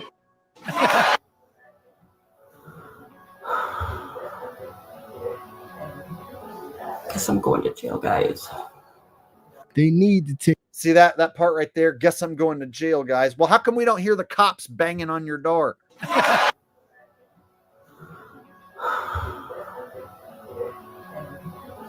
Guess I'm going to jail, guys. That's how you get a bunch of people to comment. Good. I hope you go to jail. You know? All right. Last but not least. A letter from disability for me and my kids. Because of somebody reporting me to the state of Michigan for what I am making on TikTok, which is going away just in a few days anyway, they are telling me I now have to pay back all the disability me and my son has gotten for the last 12 months. Even though I've only been making this money on TikTok for a little over a month. My first check was in December. So I didn't get anything November or anything before then. So how is this okay? Not only are you making my life a living hell, you are taking food from my children's mouths. So now I don't have food stamps. Now I don't get disability, cash assistance. And now I have to pay all this back from the last 12 months. This is not okay. And then I'm having to prove that all 6 kids are my 6 kids. Now it is all up to you. All right. So yeah, once she said that the cops are here and it looks like I'm going to jail, I was like, you overdid it. I almost bought your shtick, but you overdid it. You overacted. But I can see how a shitload of people would fall for that. Watch the video and then comment. And then the algorithm would stroke that and be like, oh, look at all these people interacting with this video. They must love it. Yeah, negative attention is good attention, right? All attention is good attention, right? When it comes to social media these days, right?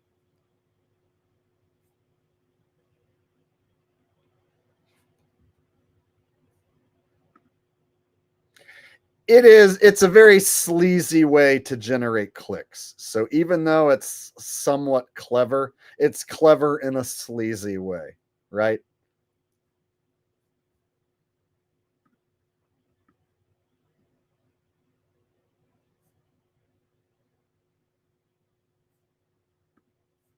Rose says, you think this pig cooks healthy food for the kids? No, she looks like one of them ladies that loads up the cart with microwave food and soda for the kids. Right? I could see her kids probably eating a bunch of microwave crap, fast food crap.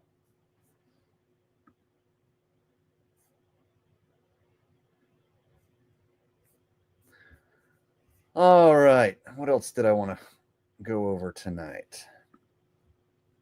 Now that I got that chick out of the way, some of you guys were like, please stop. I can't take it. Let's move on to a different topic. So we'll pivot here, switch topics. So another topic I wanted to tie in here was a lot of people in 2025 are being laid off. And so layoffs seem to be ramping up. You have more and more people showing up complaining here on YouTube that they just got fired or laid off. And I find it fascinating that the first thing people do when they get fired is make a TikTok video in their car.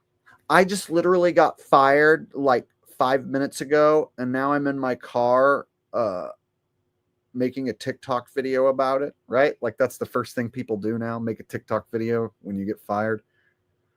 And so we're going to look at some of these people who are doing just that, sitting in their car, talking about how they just got laid off. And we're going to see more and more of that. 2025 seems to be the year of the layoff. More and more people losing their job, more and more people getting priced out of their homes, more and more people going homeless, more and more people moving into their vehicles. So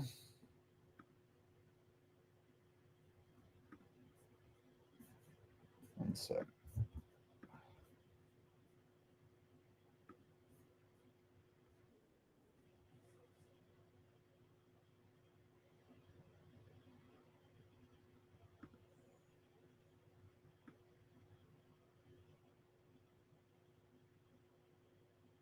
All right. So I'm noticing a lot of these videos of people complaining about being let go. And then they're showing up on YouTube and TikTok looking to become content creators. But they just want to talk about how they just lost their job and now that they don't know what to do. And so I'm getting sick of seeing thousands of people flood YouTube sitting in their car complaining about how they don't have a job. Like that doesn't mean that you deserve to be a content creator here on YouTube and make money. You have to have some sort of talent that people care about and want to watch. And so tens of thousands of people sitting in their car saying, I just lost my job. I don't think we need that. I hope you guys agree. If you guys are seeing the same thing I am, it's becoming annoying. Clear that it had nothing to do with my job performance. I'm just going to focus on getting a new job. And if anyone has any leads or any creative directors in advertising or beauty are watching this, let me know. I'm also open to hospitality, alcohol, fashion, anything. Hit a girl up. My email's in my bio and engage with this video as long as possible so I can hopefully earn a little money and not starve. But I gotta say, being laid off when you are $14,000 in credit card debt is a feeling I never want to experience again. And I can't help but think, imagine if this had happened last year. I can't even think about it. And I promise y'all, for as long as I live, I would never, ever give my all to a company, to a job ever again in my life. So I told y'all Friday that I got fired from my job or whatever, right? 5 years. 5 years. Okay. It's cool. It stung a little bit. I ain't gonna lie. And it stung because of how it happened. Okay, so boom. I get fired on Friday, probably like 10:30 in the morning, right? So I get let go. And I'm not gonna lie, I'm sitting in my car like for a good probably 30 minutes after that, because I'm just like, what now? To be honest with y'all, I was ready to go. Like the retail management, it ain't for the week. I was ready to go, but that's not the point. The reason why I was a little upset at how it happened was because I'm sitting in my car, maybe about 30 minutes later, one of my supervisors, ex-supervisors, called me and was like, why they got the new store manager already here? Like, didn't even let me get a chance to warm my car up. Like, already had a new store manager. They already had a new store manager after they fire me, you know.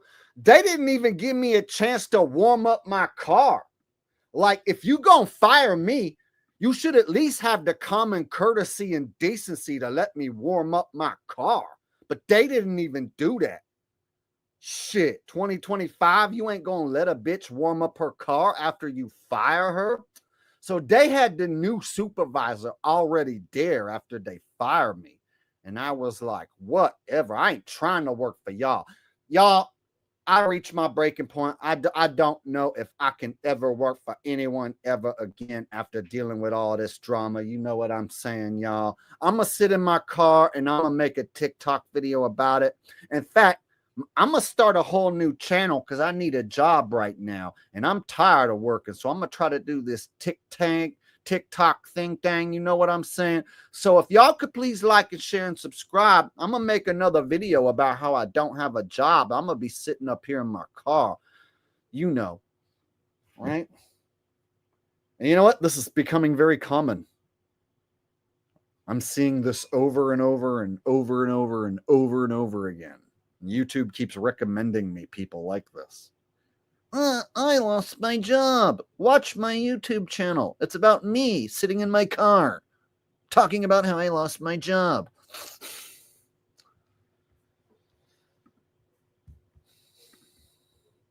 Like, just replace me like that. That's just crazy to me. After all I did for this position, for that store, you know what I'm saying? For them to just let me go the way that they did and have somebody come in just... After all I did for them to just let me go, like, y'all know I'm Shaniqua. You gonna let the Shaniqua go after all I did for you? I mean, it's just retail. You know, I work at a TJ Maxx and it's just retail. You know what I'm saying? After all I did for you, you gonna let me go? The one and only Shaniqua? And they ain't even let me warm up my car. They already have my replacement ready and everything. Shit, I ain't never gonna work for nobody never again, y'all. Just like that. It's just crazy. And I'm here to tell you, do not give your all to these companies. Do the basic bare minimum, because when it's time for them to let you go, they ain't gonna care. They're gonna just be like, all right, you can go. But when you're ready to go, it's a process. That doesn't make sense. No, if I'm ready to go, it's not a process. In fact, there's plenty of jobs that if I'm ready to go, I'll just walk out without doing a 2 weeks or anything. So it's not a process. I've walked out of jobs and I've been fired on the spot. There's not a process. When it ends, it's over. Anyways, I'm cool with it. You know what I'm saying? It is what it is. And it do sting a little bit. I'm not going to lie. It do sting a little bit. It do. She ain't going to lie. But stop giving your all to these companies. Just don't give your all to these companies because it do sting when they be firing you. And if you be giving them all of your energy, then it's going to sting that much harder, you know. Whereas if you just half-ass it and you don't give them all your energy and then they fire you, then it's like whatever, you know what I'm saying? And, you know, I just know I have a bigger purpose, and that's fine because I know that what I've been praying for all these years is finally coming to fruition. So she been praying for this all these years and it's finally coming to fruition. She be praying that she get to sit in her car and make a TikTok video about how she just got fired and now her prayer be answered and now it be coming to fruition. I'm good. I'm good. They can have fun with that. Mm-hmm. Where this must be. She good. They can have fun with that, y'all. Laid off. This is actually the first time I've ever been laid off, so I don't really know what to even do or how. Take note. Another lady in her car making a TikTok video after she got fired. I process anything. I just dropped off my laptop. It sucks the most because I seriously was only at this company for 2 months. I literally got this job in October and loved every single second of it. Unfortunately, the company was acquired and a lot of us were let go. Okay. Girl in the car complaining. Oh, look, another girl. I got laid off today. So getting laid off was obviously not in my cards for 2025 or any time in the near future. I was found out and I don't have a job anymore. Oh, look, another lady in her car talking about being laid off. I wonder how many men are going to be in this video. So not only is my husband going for surgery on Thursday, financially, kids are asleep and hide it because I don't want them to know that I got laid off. Another lady got laid off, hiding it from her kids. Oh, look, another lady. I wonder if she got laid off. 6 years old, and I worked in hospitality for almost a decade. The job I just got fired from was a high volume, high end restaurant at a place that I actually really loved working. But here's the thing, I didn't love the way that they ran things. And on a particular issue, disagreed, they let me go, and here I am. Is that really what happened? Now, this girl right here, in just the 5 seconds I heard her talk, I already know what happened. You guys want to know what happened? In restaurant at a place that I actually really loved working. But here's the thing, I didn't love the way that they ran things. She didn't love the way that they ran things. And on a particular issue, disagreed. She disagreed. You know what that means?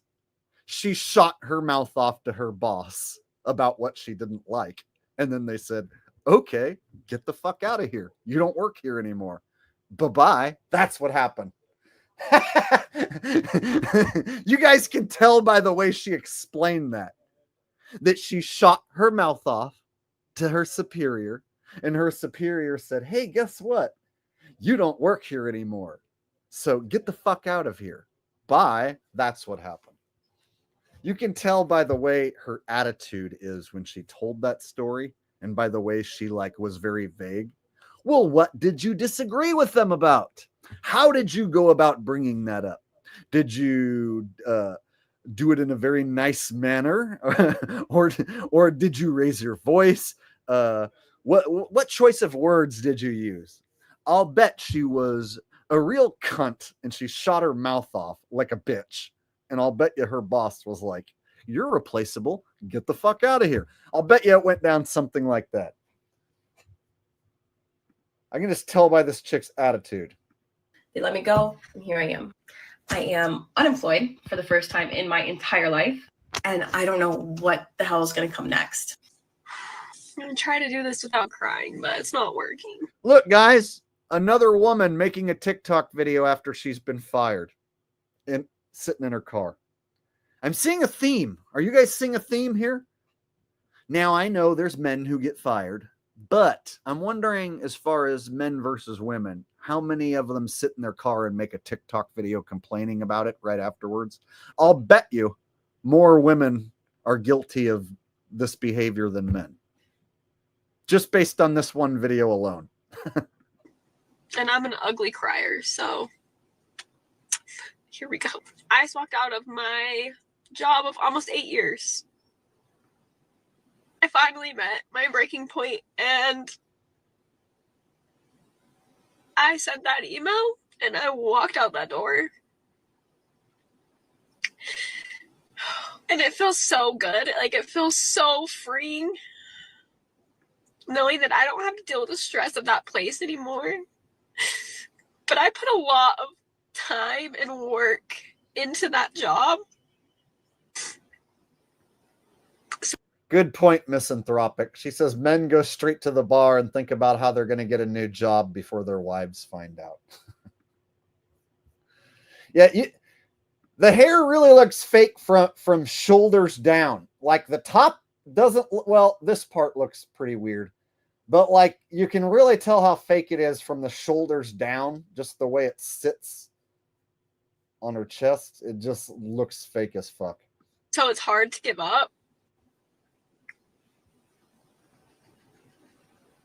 But your mental health is way more important than a job. No, I believe sometimes companies mistreat you as a way to push you to resign or quit. Question, but what happens to people that are currently employed by TikTok in the US if it's banned? Do they just lose their jobs? Are they laid off?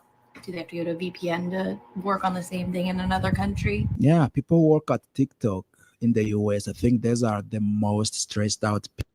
All right. So there's a bunch of women complaining about being laid off 2025.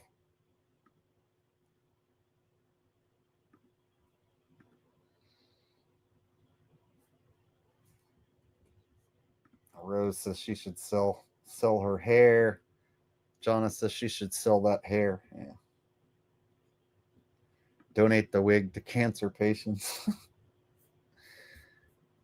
All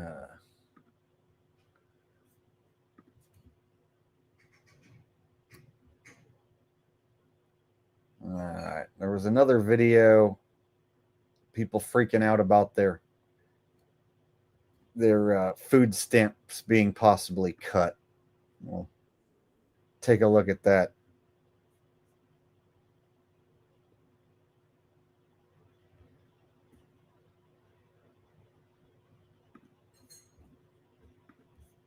All right.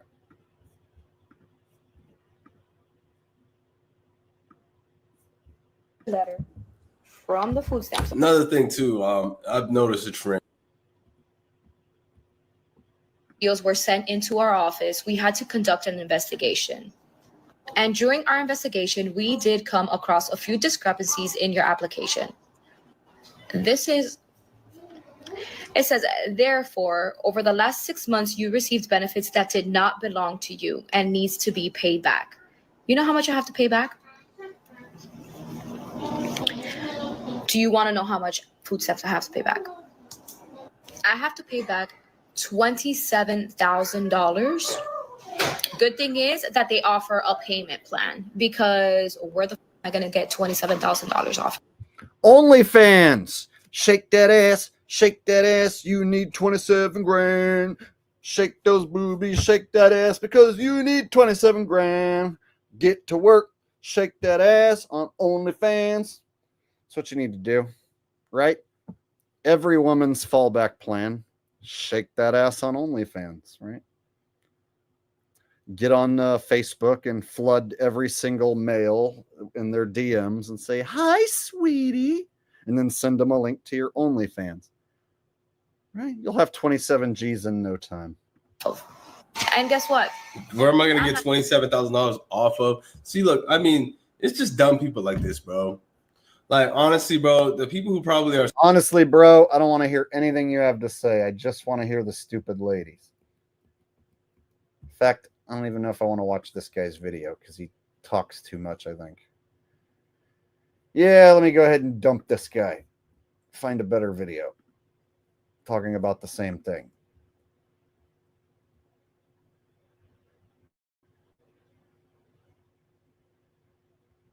There we go. I'm not a big fan of Jack's takes, this Jack Morgan guy. I'm not a fan of his takes. He's pretty boring and vanilla, but he does a good job at showing different video clips of people, and so I usually, if I'm going to watch Jack's stuff, it's for the people that he picks out and talks about, and then the people who he picks out are usually more entertaining than he is. So I don't really care for Jack, but I do like the research he does to gather all these different video clips. He's pretty good at gathering good clips to react to. There we go. TikTok based off this, but 8 kids, 8 baby days, $4K a month of food stamps. Like I said, I'm not sure if any of this is real, but I know it is. I live hood adjacent. Let's just play it out. Okay, yes, I am going in 2025 with my 8 kids and still getting my food stamps. I don't care how y'all feel or what y'all think. I'm not letting my plug go. And he's getting everybody right. And we don't care about no 2025 because, baby, we are loaded with food stamps. With my 8 kids, yes. No. So either you're going to get you some stamps or just be quiet. One or the other. Do you need me to call my plug? My plug can hook you up right now. We don't care about no president. We don't care about none of that because they scam us. Who cares? Yeah, well, you know, she got a point. They be scamming us, so why not you be scamming them? You want her to call her hookup? You want her to call her plug? She gonna hook you up. She got 8 kids with 8 baby daddies. She be living on a mountain of food stamps, yo. She got food stamps coming out the cooch, know what I'm saying? So what? You want to live the food stamp life? You want your fridge full of food or not?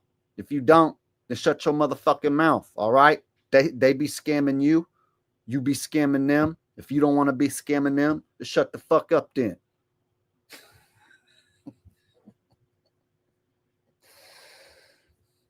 I be finning to make my 8 kids some food right now that I be buying with them food stamps. And if you don't like it, you need to shut your stupid mouth, bitch.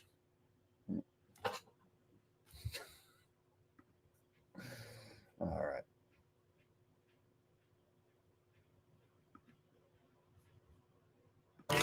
Everything, eggs and all. No. Oh man, 2020 because I didn't support it. But it was due to the social media video and the content. It was seen by our human resources department and social offer has And they're pulling the This girl loses her benefits. This one might be real. employment offer has been rescinded due to a social media video of yours. Oh, an employment offer has been taken back because of the social media that she put out. Office for her TikTok. And they're pulling the benefits. Unemployment benefits. Okay. Employment offer has been rescinded due to a social media video of yours that surfaced and was brought to our attention. But it was due to the social media video and the content. It was seen by our human resources department and it was determined to rescind your employment offer. All I could see are the nails. She's just like, you are actively seeking employment and interviewing with companies, please secure your social media platforms. They're doing the opposite. They're which is kind of. They saw some stuff she did on TikTok and then they took away her unemployment benefits. Smart if you think about it. Like if you start monetizing for one word, I mean, dang, haven't I? Like, we're leaning. Anyways, this person. They're going to cut our benefits out. We ain't going to be able to get no EPT. We ain't going to be able to get no more Medicaid. Ain't going to be no welfare for my kids. Let me tell you something. You put your own self in that situation. Way before Donald Trump even ran for president, was president, or whatever. Ain't nothing wrong with Medicaid.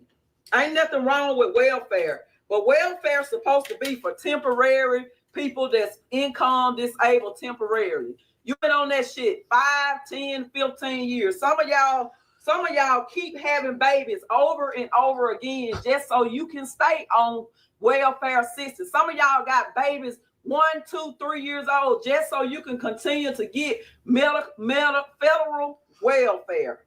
Illegal. Hey, look, finally we got a black lady making some sense here, you know, spitting some truth. Look at the numbers. 164,000 hearts, 20,000 comments, 35,000 shares. Those are some serious numbers there. So that video clip right there resonated with a shitload of people. Hey, better that clip goes viral. You know, a black woman calling out her own, right? Rather than the other way around. You know, them bragging about their food stamps.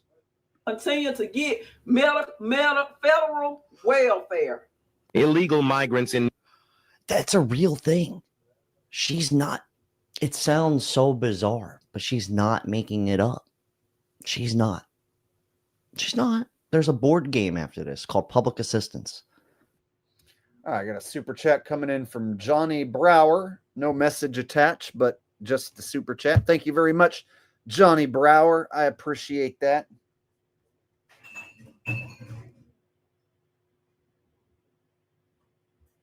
JT says she need duct tape on that mouth. No, that last lady was actually spitting some truth. She was actually calling out the ones milking the system.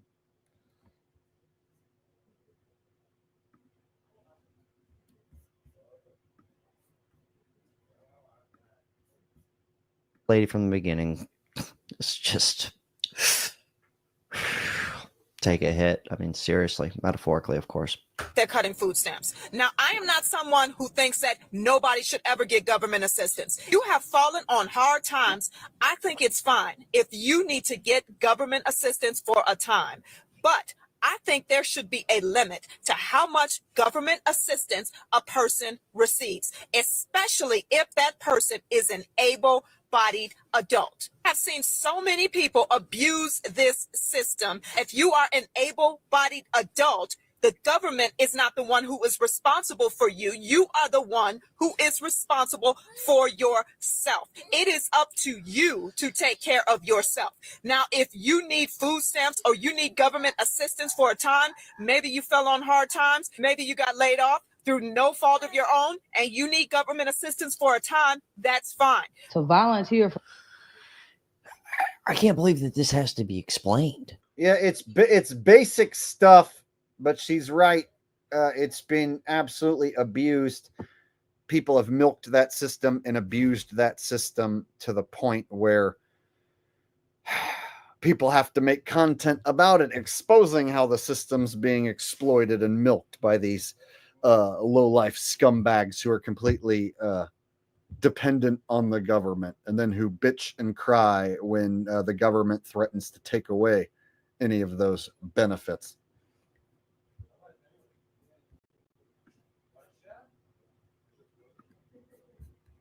But it's like I just like we need 90 up the app. I guess if you 5 circle here, it's mellowness check. My tax dollars are paying for. Good. I'm glad. Because guess what? I've been that mom. I've been that mom that needed food stamps to feed my kids. I've been that mom that rationed out money that I got on the 4th of every month to make sure that me and my kids were fed for the whole month. I've been the mom that needed that help. Y'all, be so for real. In the world we live in, be grateful that you have. All right, so we got someone spamming the chat. Have you been on welfare? No, I've been really poor to where I probably would have qualified for welfare or food benefits, food stamps, but I've never took any assistance from the government. I didn't even get a stimulus check. Yeah, I didn't even get one of those. So yeah, I don't get any assistance whatsoever.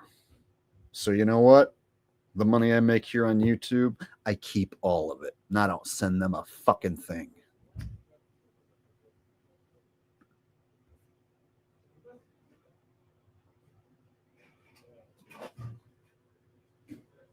They are wrong, but so are you. What am I wrong about, Bo Thomas? You want to come on here live and tell me what I'm wrong about, Bo Thomas?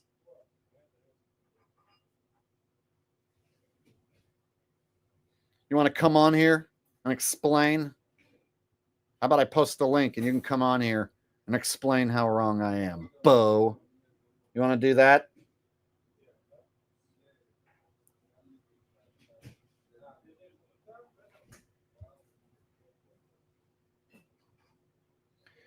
Yeah.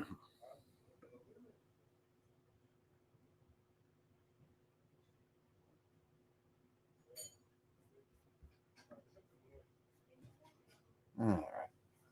We'll go ahead and shut that one down. All right.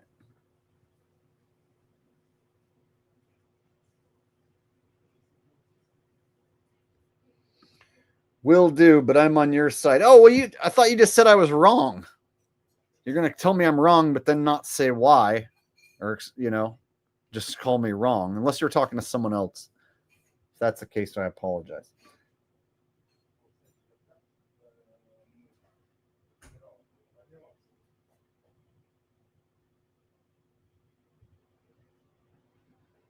All right. I'm wrong for judging incorrectly. Well, who are you to tell me how I get to judge? I get to make my own judgments. I get to make my own decisions. And who are you to say that I'm wrong or right based on what I think about people on welfare? That's an opinion. You can't tell me I'm wrong. I can say you're wrong. How about that? I just canceled you out. Nuh-uh, you're wrong. See how that works?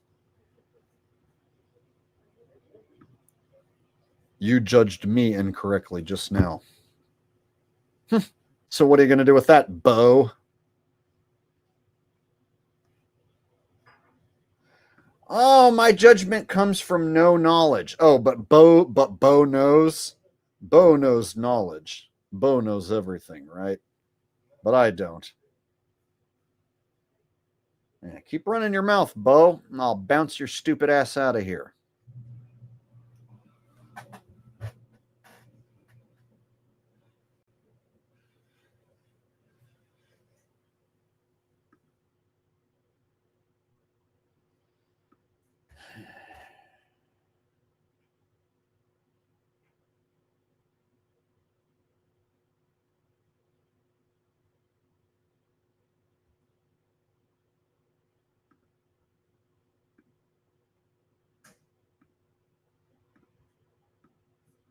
I'm gonna put you in a 24-hour timeout, Bo.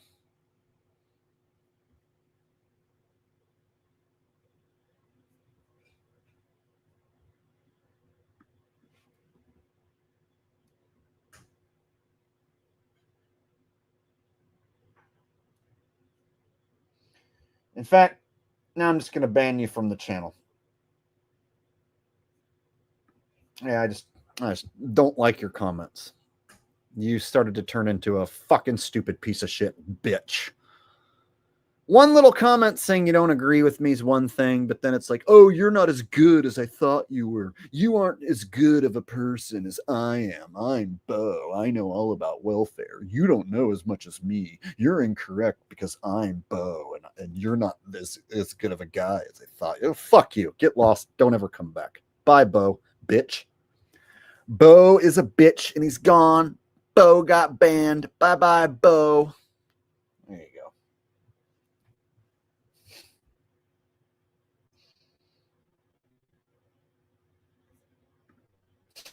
Yep. Yeah. Yeah.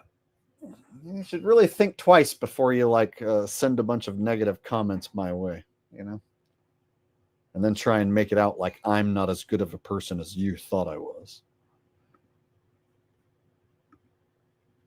Fucking spams the chat asking if I've never been on welfare. And then when I said that I've been poor enough to be on welfare, but I just never took any government assistance, then he's like, oh, well, you don't know as much as me. I know all about welfare. I'm Bo. You're not as good of a guy as I thought you were. You judge incorrectly. Get the fuck out of here.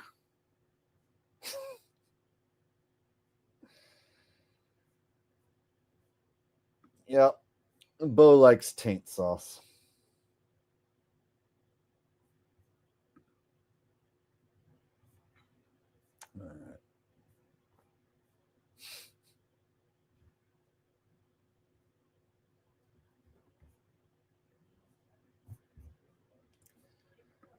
All right.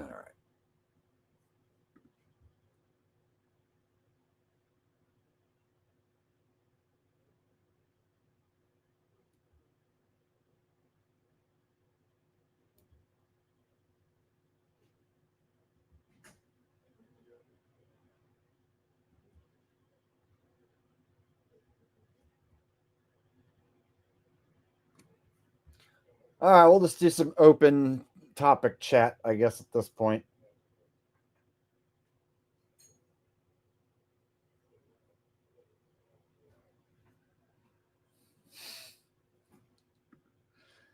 Bobo Boner. Tell Bo Thomas to go blow Thomas.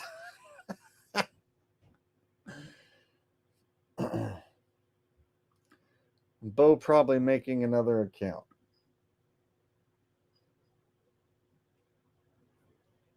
And damn, can you imagine being eaten alive by everyone in chat like that? Well, he had it coming.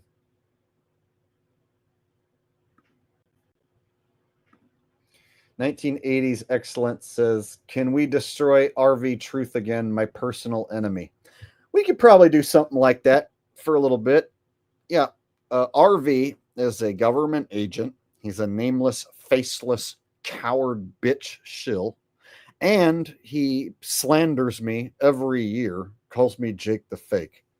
He calls me Jake the Fake, yet he's too chicken shit to show his face or give his name.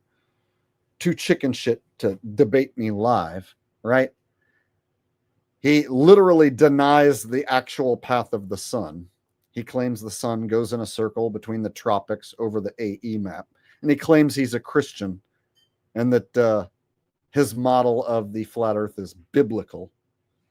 But when you prove him wrong, he just denies it and calls me Jake the Fake.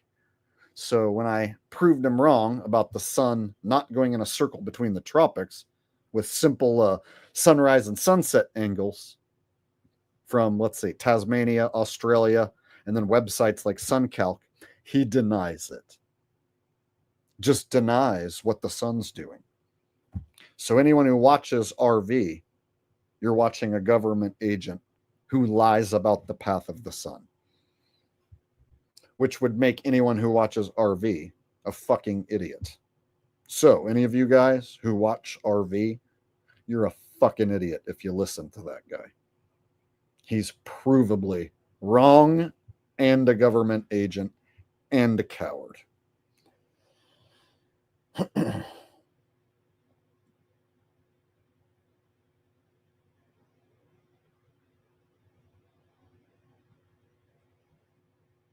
fact, I'll go ahead and show one of my debunks of RV right here, right now. Why not?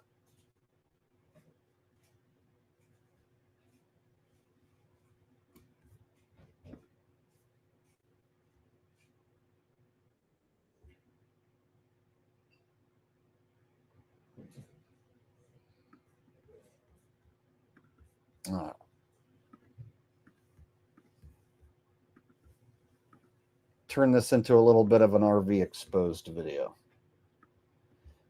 Got a super chat coming in from J. Robert Oppenheimer. Says, do you think all these players are told to give thanks to God as mockery because they are duping us hard? Well, not us, but the public. Yeah, certain players, they make them out like they're Christians or that they're, really into God and whatnot. So then they'll have certain players, give props to God and thanks to God. But they're playing fake football. They're duping people. So yeah, it's more of a slap in the face to the audience, trick you into thinking that they're God-fearing individuals. What up, y'all? And welcome back to my channel. Now, in this video, I'm going to be responding to the worst hit piece video that was ever made about me. Now, there is a delusional dimwit out there who goes by the name of They Live Truth. He used to go by the name of Russian Vids. It probably doesn't ring a bell because he's completely irrelevant and has been irrelevant for many years.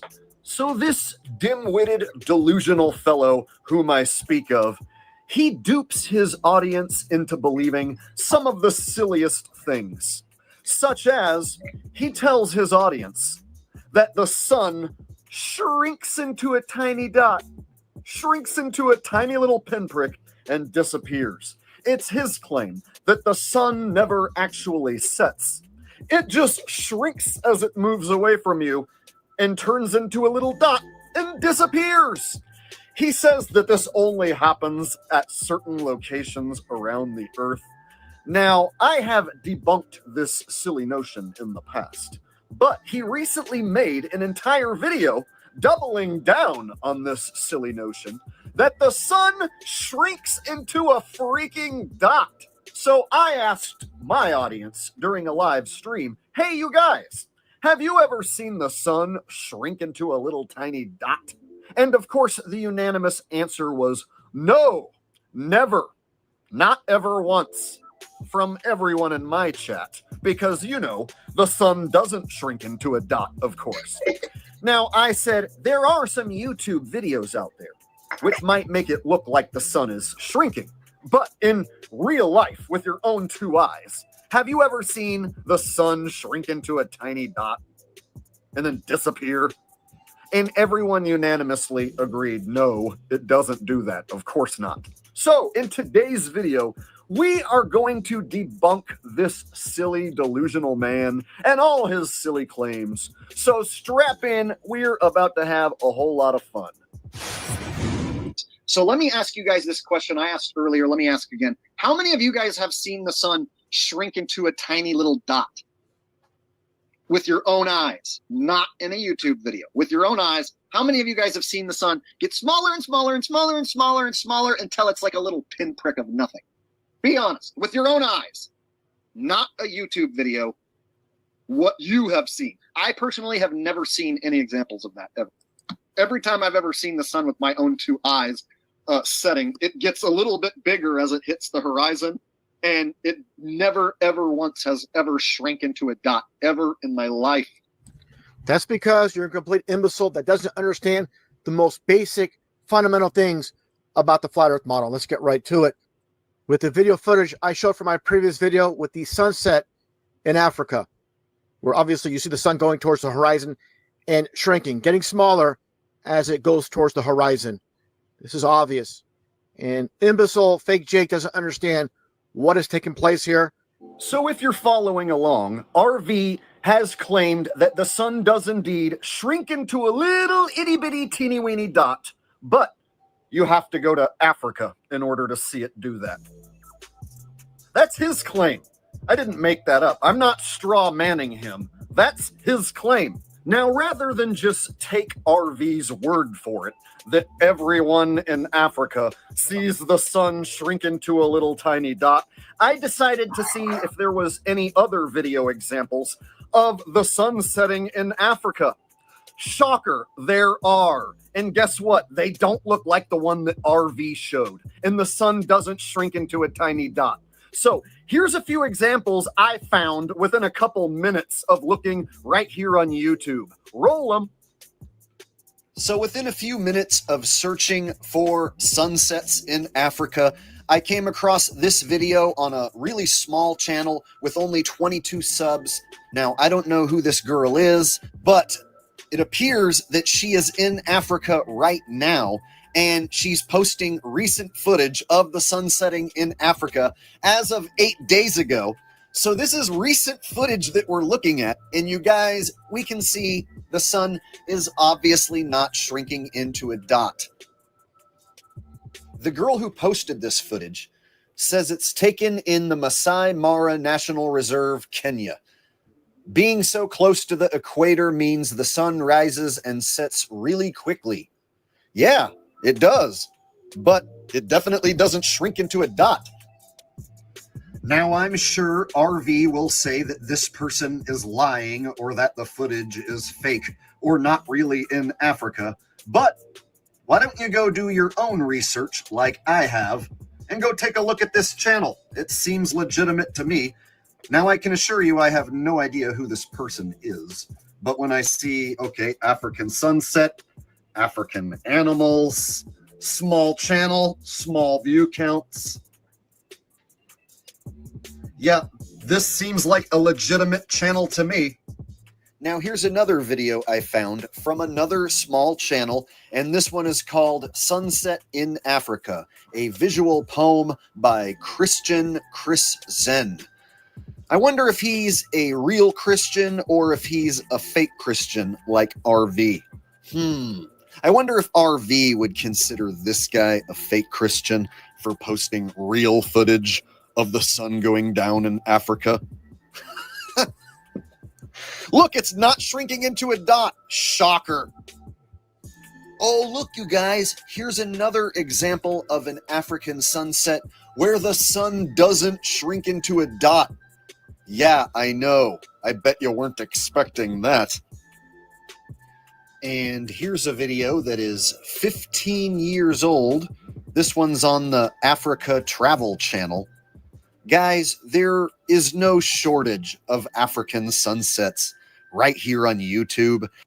So RV made the claim that the sun doesn't set and that it shrinks into a dot, but you have to be near the equator or in Africa in order to see it do that.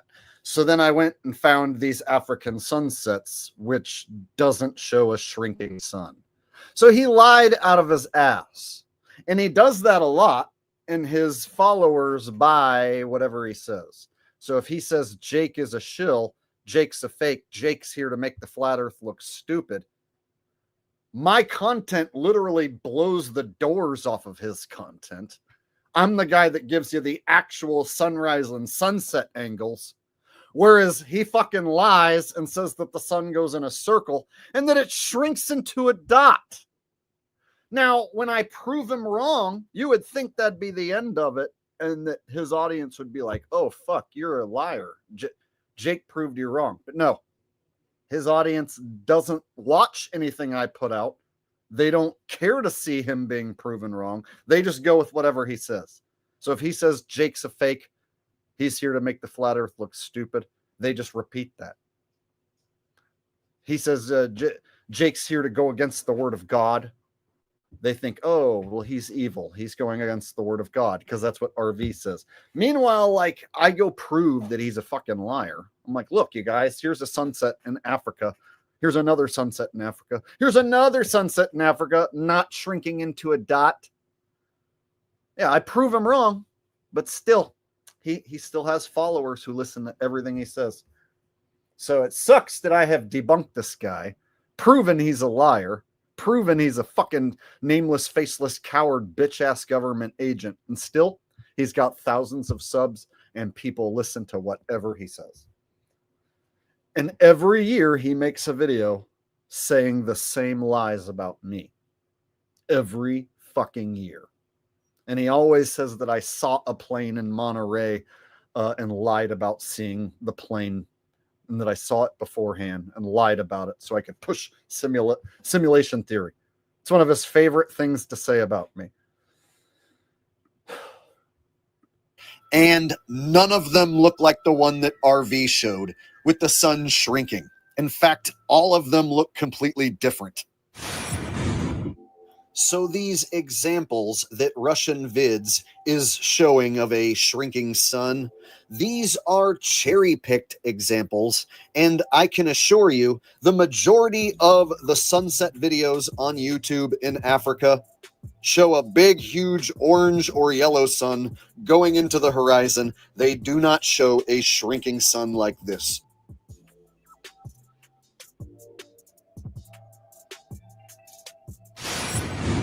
Hey, what's up, guys? Jake here. And I recently went to Monterey last week for a little mini vacation. And I was pointing at the skyline and saying how beautiful the day was and how crystal clear it was and how there hadn't been any spraying at all. And just as I mentioned a key word, which you'll see in the video clip, a plane came out of nowhere and flew. Now look at Jake. What is he looking at? He's looking up at the sky at an airplane. He claims it surprised him flying over his head. But you see here, he's clearly looking at it. He's staging this 100% without a shadow of a doubt. Let's continue on. It's all going to make sense with fake Jake staging a simulation at this beach in Monterey, California. So that's his big thing, is that he says that I saw this airplane coming and that I'm staging this whole event where an airplane flies over me right after I say that it's crystal clear and not a single chemtrail in the sky. Like the second I say that, it flies over my head. He says that I knew the plane was coming and that I staged the whole thing so that I could push simulation theory and go against God. So me going to the beach and seeing a plane becomes an evil thing that I did in his mind. Right basically at my head and entered my shot as if I was Truman in the Truman Show in that exact moment. Let's watch. Absolutely gorgeous, crystal clear. Ooh, you can see all the way across the bay. All the way across. Now, not one single chemtrail in the sky. Look at that. Whoa. The fake exasperation, like he's surprised or stunned that there's a plane flying over his head. Like I said earlier, you see him looking at the sky. You see him looking right at it. Without a shadow of a doubt, he's staging this to push the nonsense garbage simulation theory. That's right. You heard it correctly, folks. The guy who thinks that the sun shrinks into a little itty bitty dot, yeah, that guy also thinks that I staged seeing an airplane. He thinks that I made up a story about seeing an airplane and it surprising me so that I could push garbage simulation theory. So he floated this theory that I staged seeing an airplane like 2 years ago. And guess what? It failed to discredit me then. So I guess he thinks by repeating what he already said 2 years ago is going to discredit me now in 2024? If it didn't discredit me the first time and none of my subs gave a shit what he said, why would any of them care that he thinks that I staged seeing an airplane? What do I have to gain by saying that I saw an airplane? 100% busted. Definitely, this is the final nail in the coffin when it comes to fake Jake. The final nail in the coffin, you guys. After he made that video, I was done. I was dead. He put the final nail in my coffin. You guys aren't here watching me. I'm dead. He killed me. He put the final nail in the coffin. Nobody listens to me at all anymore, ever, because he showed that I staged seeing an airplane so that I could push garbage simulation theory and get you away from God. He caught me, and now nobody watches me. The final nail in the coffin. The final nail? That was the final nail? A guy who says that the sun shrinks into a dot says that I staged seeing an airplane. No, Pat Truthner did not start it. RV made the video first. Pat saw it and then agreed with it. And then he said the same thing. So RV came out with the video first. And then like a day or two later is when Pat started saying that I saw the airplane. Pat Truthner, of course, the guy who I gave a shout out for creating NFL rigged content. And then he stabbed me in the back by taking that stance with RV after I'd given him a shout out, right? And sent people his way. So, as the story goes, I got my payback by becoming the #1 rigged NFL content creator in the world. And when I started getting more views on my videos over his videos, he threw a fucking fit, made slander videos about me, and when that didn't work, he quit and left YouTube. Gone for good. Pat Truthner. Gone. Doesn't exist anymore. And the reason why I'm the #1 rigged NFL content creator in the world is because of that fucker, Pat Truthner, that you're talking about, fucking lied and slandered me. And the only way I could get true payback was to take his niche and make it mine. Make him #2 behind me. And guess what? Not only did I do that and accomplish revenge, I revamped the channel with like 40,000 new subscribers. So it kind of worked out. Yeah, the reason why I am the #1 rigged NFL guy in the world is because of revenge. sweet revenge. Not because I wanted to expose football. Now I do it because I enjoy making that product and I enjoy the reactions and comments I get. And I like the audience that, shows up for that week after week. So I'm glad it worked out that way. But I initially started making that rigged NFL content because I knew it would piss Pat off real bad if I made my own rigged NFL content, because he thought he fucking owned that topic. He thought it was his. He literally was so crazy that he had this egotistical thing where he thought he was the number one guy and he owned the content. And if anyone said that the NFL's rigged, it's like they had to get his permission to talk about it. They had to get his approval. So when I started talking about it, he's like, oh my God, you guys, Jake's talking about the NFL being rigged. He's going to mix flat earth with rigged NFL. Oh, he's so fucking, I can't believe he's doing that. Fast forward a year later, and I was the number one guy. Anyway.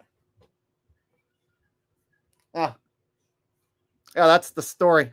There was another guy, Pat Truther, making rigged NFL content.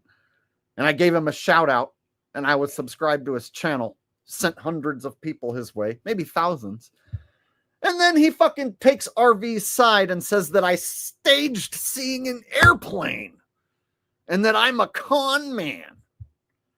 And I was like, you son of a bitch, I'm going to tell everyone to unsubscribe from you.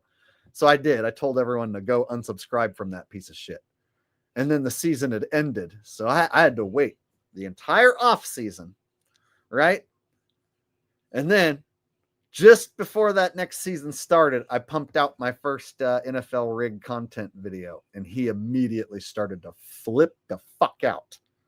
Like I'm not allowed to do that.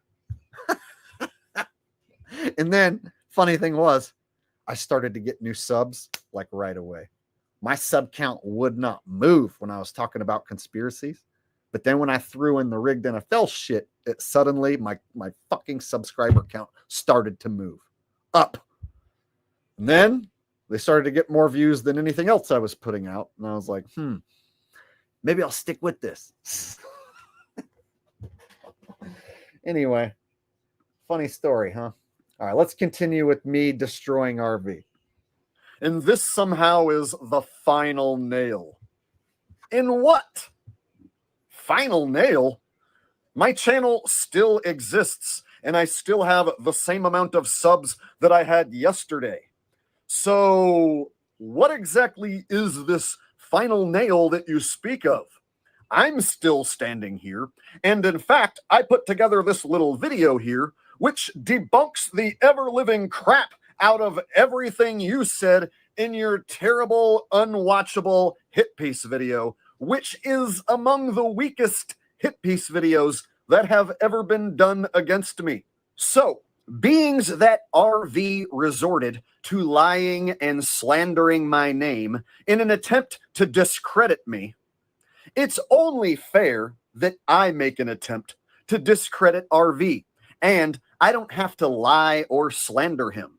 I'll just use his own words to make him look like a fool. I'll just use his own words to embarrass and humiliate him. I'll just use his own words to destroy him permanently. You want to talk about a final nail? Here's your final nail, RV. Enjoy. Bottom line is this. Anybody making videos on YouTube that is a so-called true channel, they're asking for money, they're a shill, period. No ifs, ands, or buts about it. So again, anybody, I don't care who they are and what information they put out, no matter how good it might sound, if they mention money in any way, shape, or form, unsubscribe them. All right, you guys heard it straight out of the shillbag's mouth. He said if a truther asks for money in any way, shape, or form, you have to unsubscribe. Well, I'm on his most recent video about me, and it looks like he has a Patreon, Buy Me a Coffee, Cash App. Well, it looks to me like he's asking for money in 3 different ways, which means, I guess, according to his own words, you should unsubscribe from this guy.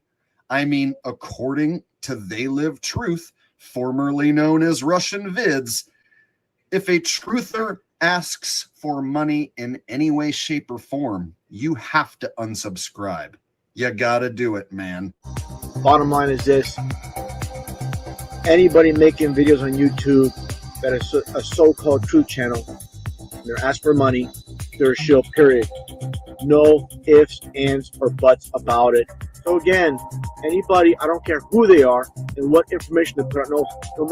The dude sells Russian Vids cups and Russian Vids shirts, but he uses Rowdy Roddy Piper's image. He uses images from They Live. That's not his movie. He's not Rowdy Roddy fucking Piper. How weak do you have to be to use another man's image as your own? You guys, I stand right here using my face and my real name, telling you how I really feel. And then this motherfucker calling me fake Jake won't show his face, won't give his name.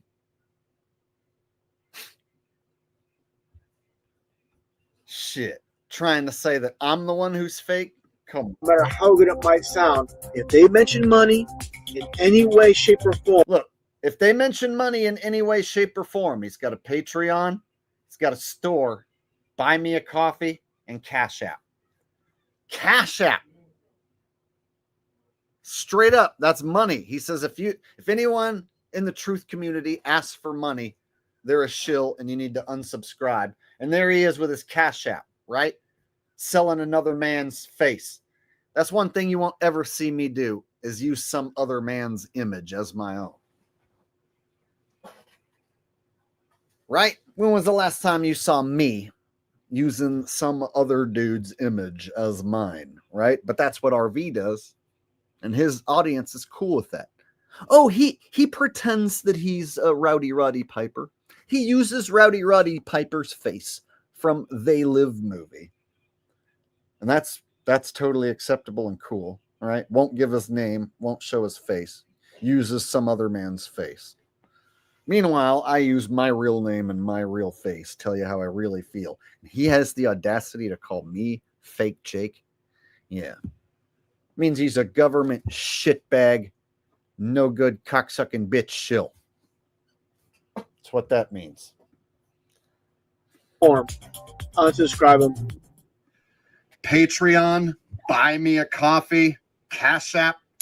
Yeah, that's 3 different ways of asking for money. So I guess he changed his mind about that.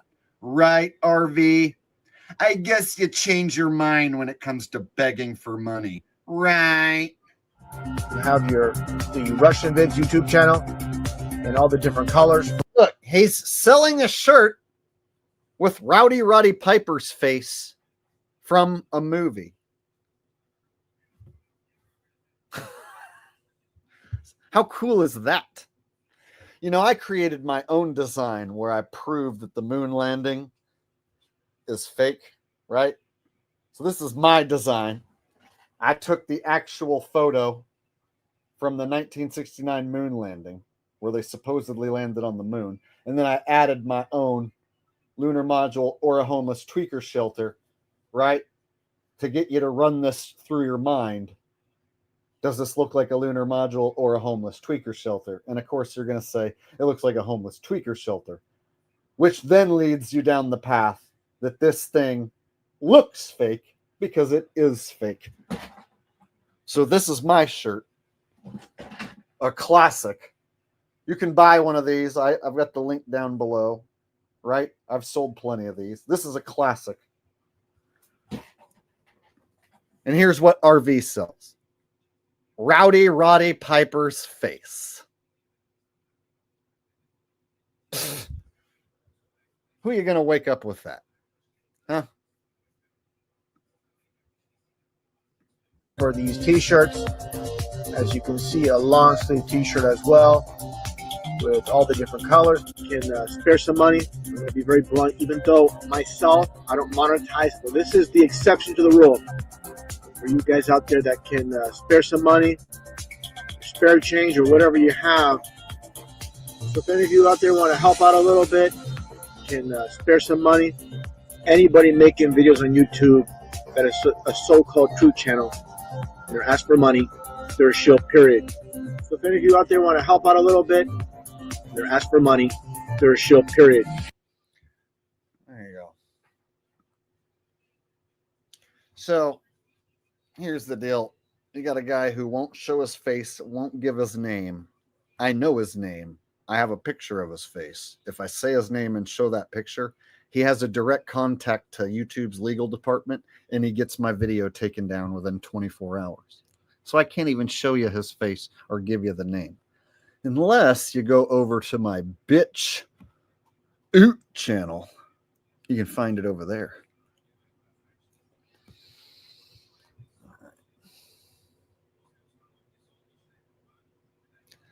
So yeah, there's people who still follow that guy, and they'll say things like, "Oh, RV exposed you." And it's like, no, he slandered and lied about me, but he never exposed me.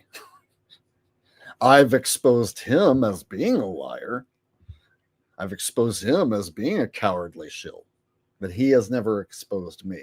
He's only slandered and lied about me. But you can slander and lie and get away with it on YouTube if you're a government agent, and there'll be 1,000 people in the comment section going, yeah, Jake's the worst. He's the worst shill in the world.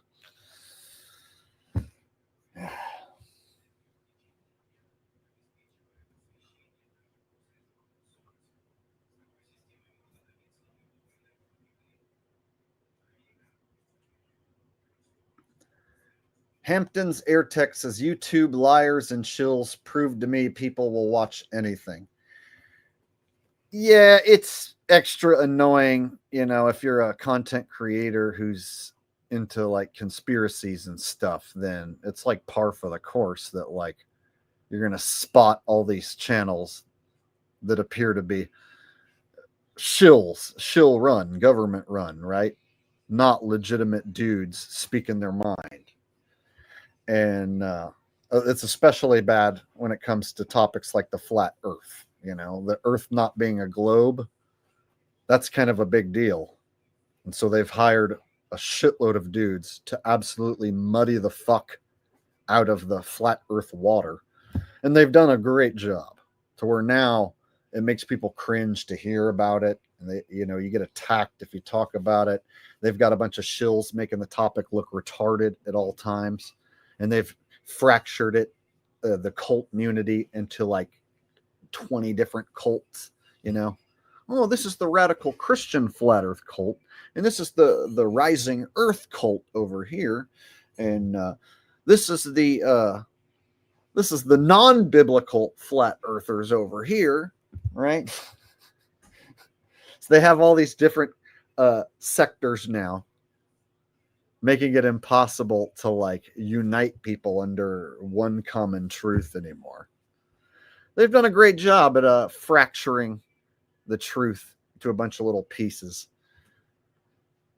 The truth community, I should say. What little community there was. They sure did take it over, fracture it to a bunch of cults. To the point where I get sick of pointing it out and talking about it. And instead, I decide to show chunky chicks lying about their food benefits.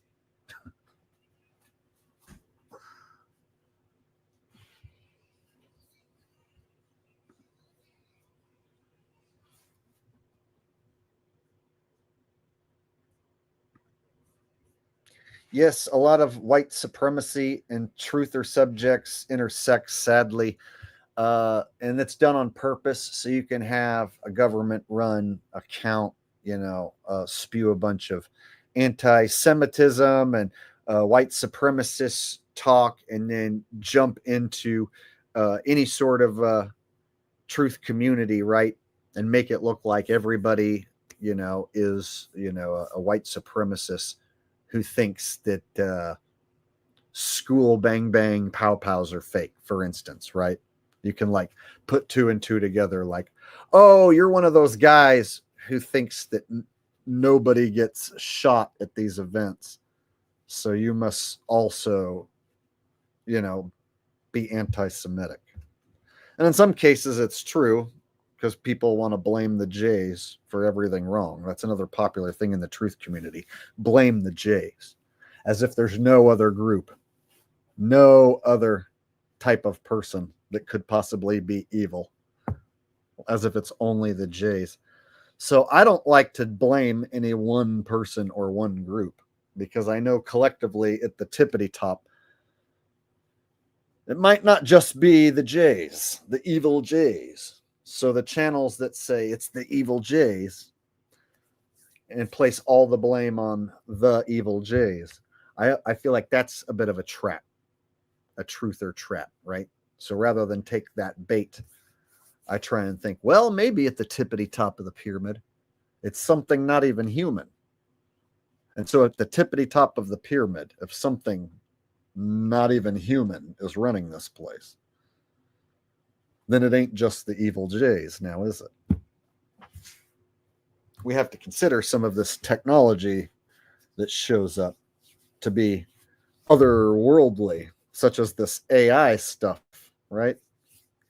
That's able to crank out paragraphs and paragraphs, pictures in seconds, Is this technology just being created by evil Jays? Or is there something else at the tippitiest of the tip top? Something that's not even human? These are the things I lay awake and think about.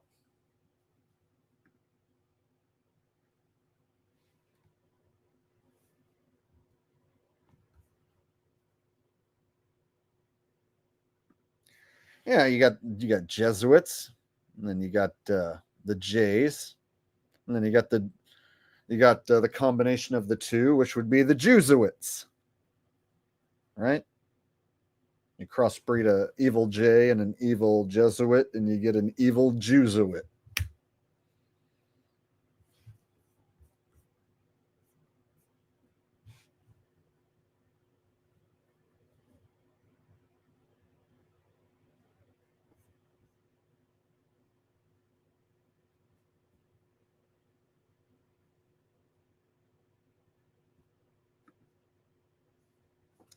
Yeah, Freemasons, you got to figure that secret societies are involved, but there's like a Freemason lodge like in every little town and tons of regular ass Freemasons. So it's pretty vague to just say Freemasons because then you're just talking about random old dudes, a shitload of random old dudes that aren't even high ranking, high up the ladder,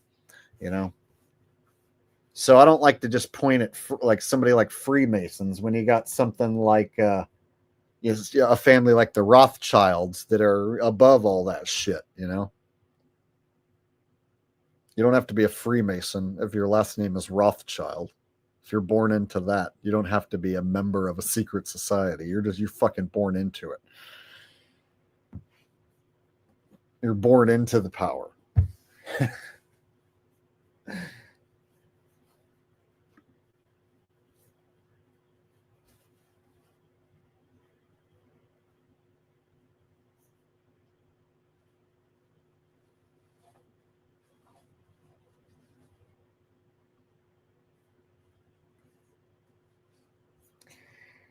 I'm to the point I just tell myself I don't even know who's really in charge. Like who's really making the decisions.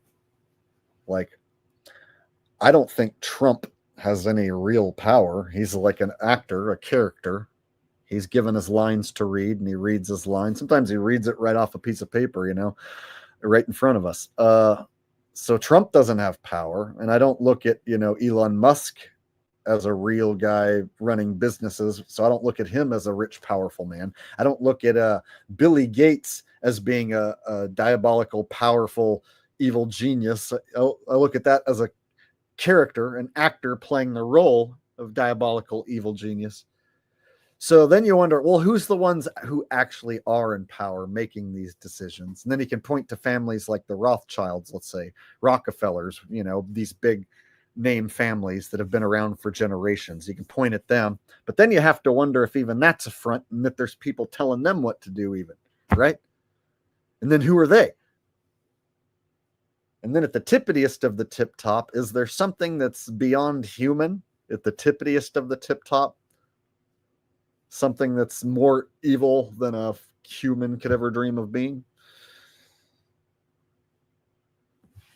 That's where my mind goes. Like, who's really pulling the strings, man? I'm too smart to fall for any of these figureheads. But I can't tell you that I know, because I don't. So I'm smart enough to admit that I just don't know who's really pulling the strings. And I'm smart enough not to like take the bait and act like I know.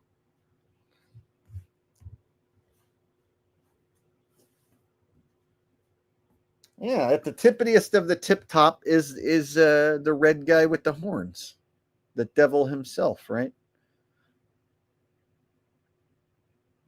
But does he actually exist in that form?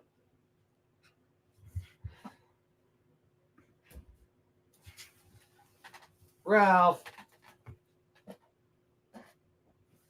Ralphie decided to chew up his pee pad. See? I keep a pad down so that if he has to pee and we can't get outside, he can use the pad. He's been really good about using these pads, but when he gets bored sometimes and I'm not paying attention to him, he'll fucking tear it up.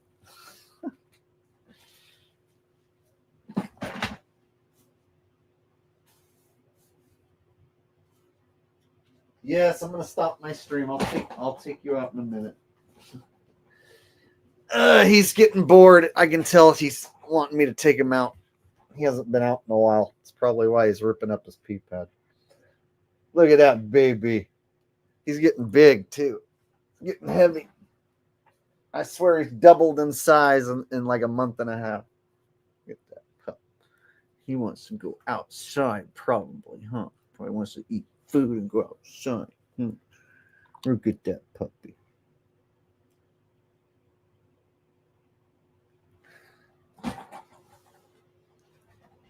Sadly, he's going to get even bigger. And he'll get to the point where he'll be too heavy to hold up like that for very long. He'll start to get too damn big for my lap even. So that's the sad thing. I thought he was going to stay a puppy for a little longer, but it's like he's growing super quick. It's happening fast. I wish he would stay small for like an entire year.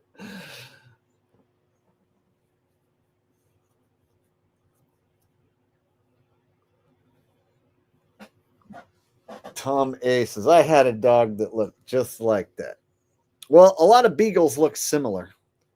He's a what they call a blue tick beagle. So it's like he's a pure beagle, but he's got this like blue tick variety from his mom, where he's got this markings on his stomach and on his paws.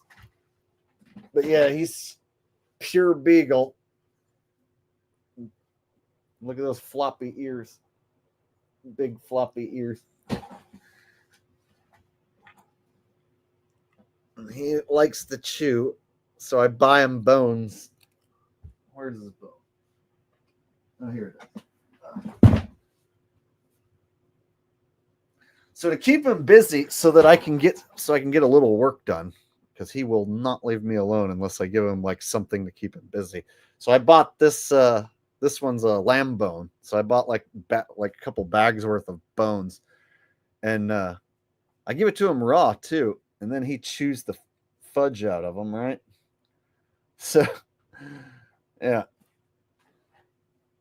There you go. See, so I go to a halal butcher. It's like a Middle Eastern butcher dude, and he'll hook me up with stuff like this, you know, these bones. This is from a lamb, and I can give him one of these, and he'll chew on it for a couple hours and leave me alone so that I can like get some work done. Because if I don't give him something to keep him busy, he'll just like bite at me and nip at me and want to play, and he won't stop. And I can't get anything done. So I realized, like, okay, I'm gonna have to like have this dog entertain himself somehow so that I can do some work. So this is how I do it. I give him bones. So if you have a dog that you need to keep busy for a while, go find the butcher. One of these halal dudes is pretty good. You get some bones.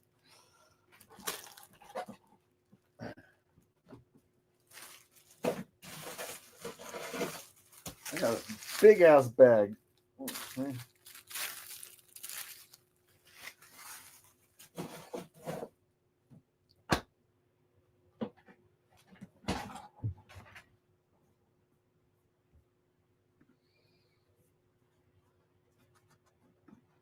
Life Force says puppy cheaper than a girlfriend.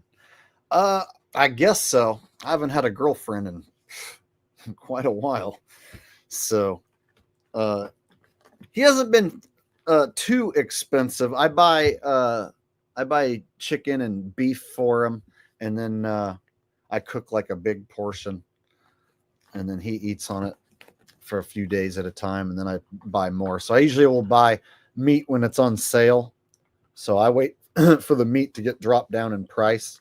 So chicken especially, I usually will get like a big package of chicken when it's on sale, and then I'll cook it all up in the oven, and then pull out all the bones, and then I'll mix in like a little bit of rice to like stretch it out and make it go a little farther. So he eats a good portion of chicken and beef, and I mix in a little bit of rice to like stretch it out.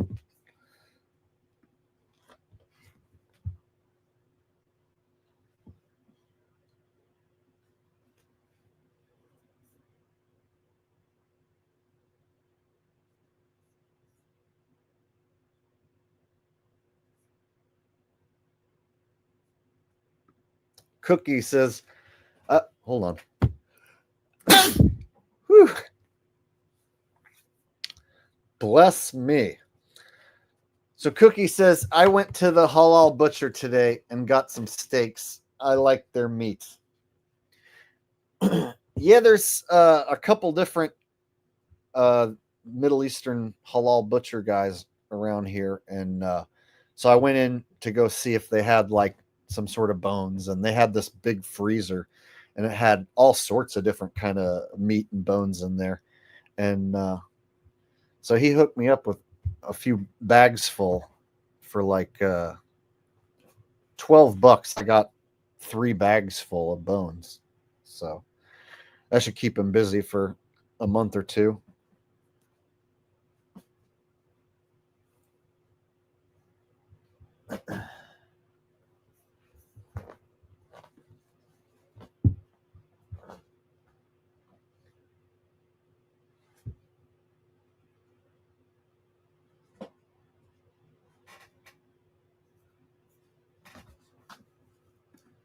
Recon Willie says, my girlfriend told me that I should treat her like a princess, so I married her off to a stranger to strengthen the alliance with Poland. But up, bing. Recon Willie, ladies and gentlemen.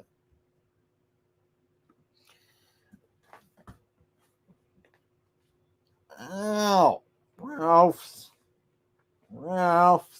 Yep, he's biting me. Ow.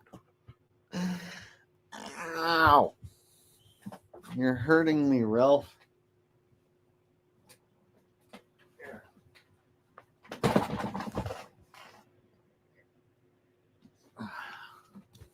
Sit down. Play with this. Trying to keep my dog entertained and run the stream at the same time. He's getting anxious. He wants to go out, I can tell.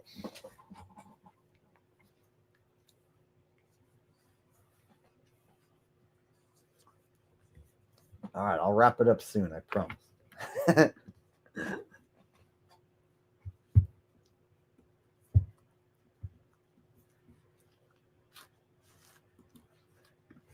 Dustin Dunaway says, when are you going to hit the casinos again? I actually went for a short time today, and I won $180 in like 20 minutes, 30 minutes. Then I left. I went today, Monday, so for a Monday afternoon, there's some old people in there, and I found an advantage on Lucky Buddha, which the advantage is if there's a Lucky Buddha symbol multiplier up on the board, or a dragon symbol multiplier, or a kitty cat multiplier, well, then I play it until the multipliers run out. And so today I hit I hit a bonus round, and then I hit a big line hit. So I hit for $180 in like 20 minutes. Then I walked around the rest of the casino, didn't find any advantages, not many other to play. So I just basically found what little advantage there was, nailed it, and then fucking walked out. So it was a good day for a short visit. Now, it doesn't always go that way, but you know, I try and hit the casino and use my free play, walk around, look for some advantages, you know. And if you don't know about advantage play, well, you can look it up and learn about it, but there are certain machines that you can check and see what's left on the screen by the previous player. And in certain cases, you can have an advantage temporarily to where you can be more likely to win or know for sure that you're going to win in some cases. And if you only play like that, then you're going to win more than you lose. And then you can be a actual pro slot player. But you got to learn all the different ins and outs of advantage play. You got to know what you're doing. And it takes trial and error to know what you're doing. So it's a learning curve like everything.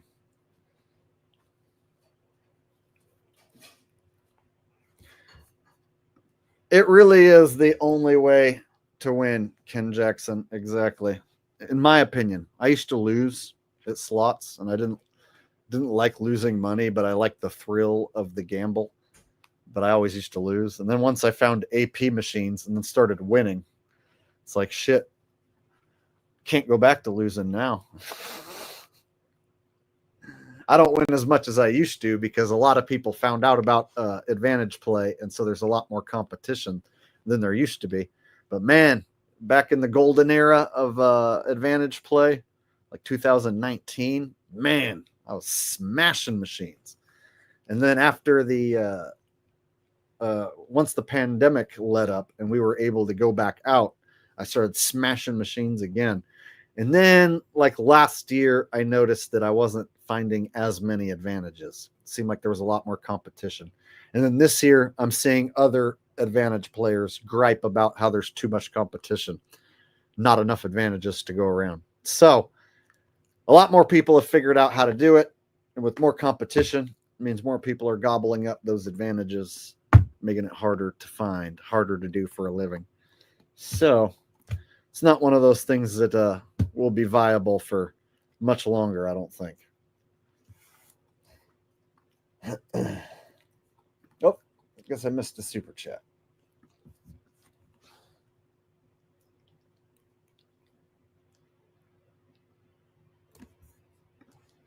By Essen Wrist says, can you guitar demo next stream? Yeah, I've been meaning to do that.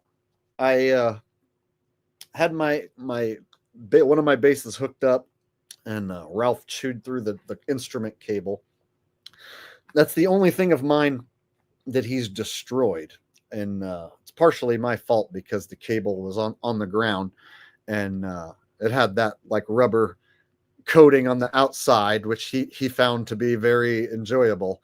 So he chewed right through it, and so I got to go pick up another instrument cable, but I could do that in the next stream. I've been meaning to go do that. I noticed that having the dog has cut into my bass playing. It's one of the things that's taken a back seat. But no excuses. I need to go get an instrument cable and get back to practicing. And because I got this Stingray bass that I bought used, and I upgraded the pickup, and so it sounds pretty good. But I just haven't been playing it ever since I got the dog. I've just been doing dog stuff or making videos. You know, it's like one or the other.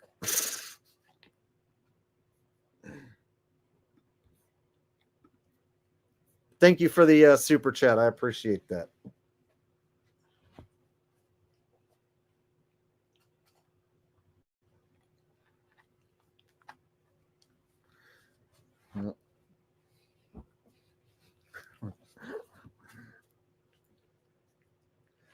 He's a chewy doggy. I got to keep him busy. Otherwise, he'll find something to chew on.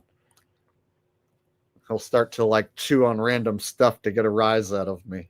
Like, what if I go over here and chew on the legs of this chair? Like, no! He's like, oh, okay.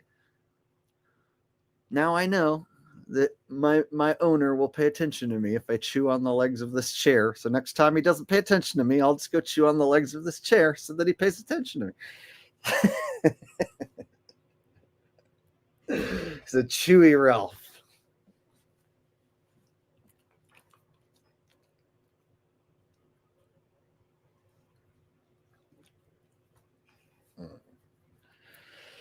All right.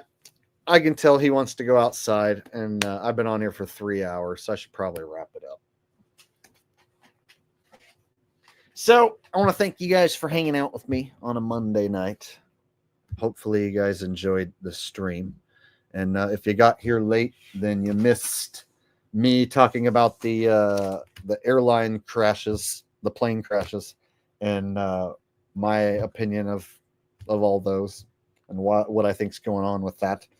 And I also went over some people freaking out about their food benefits being taken away, and some people sad about losing their job, and just random people. So there's plenty to go back and watch if you join the stream late. So anyway, with that said, I'm going to get off here. You guys have a great night. Thanks for hanging out. Thank you for all the super chats. I appreciate each and every one of the donations tonight. Some very generous donations coming in. And all right, I guess that's pretty much it. So I will catch you guys in the next stream. All right, take care, good night, and peace out.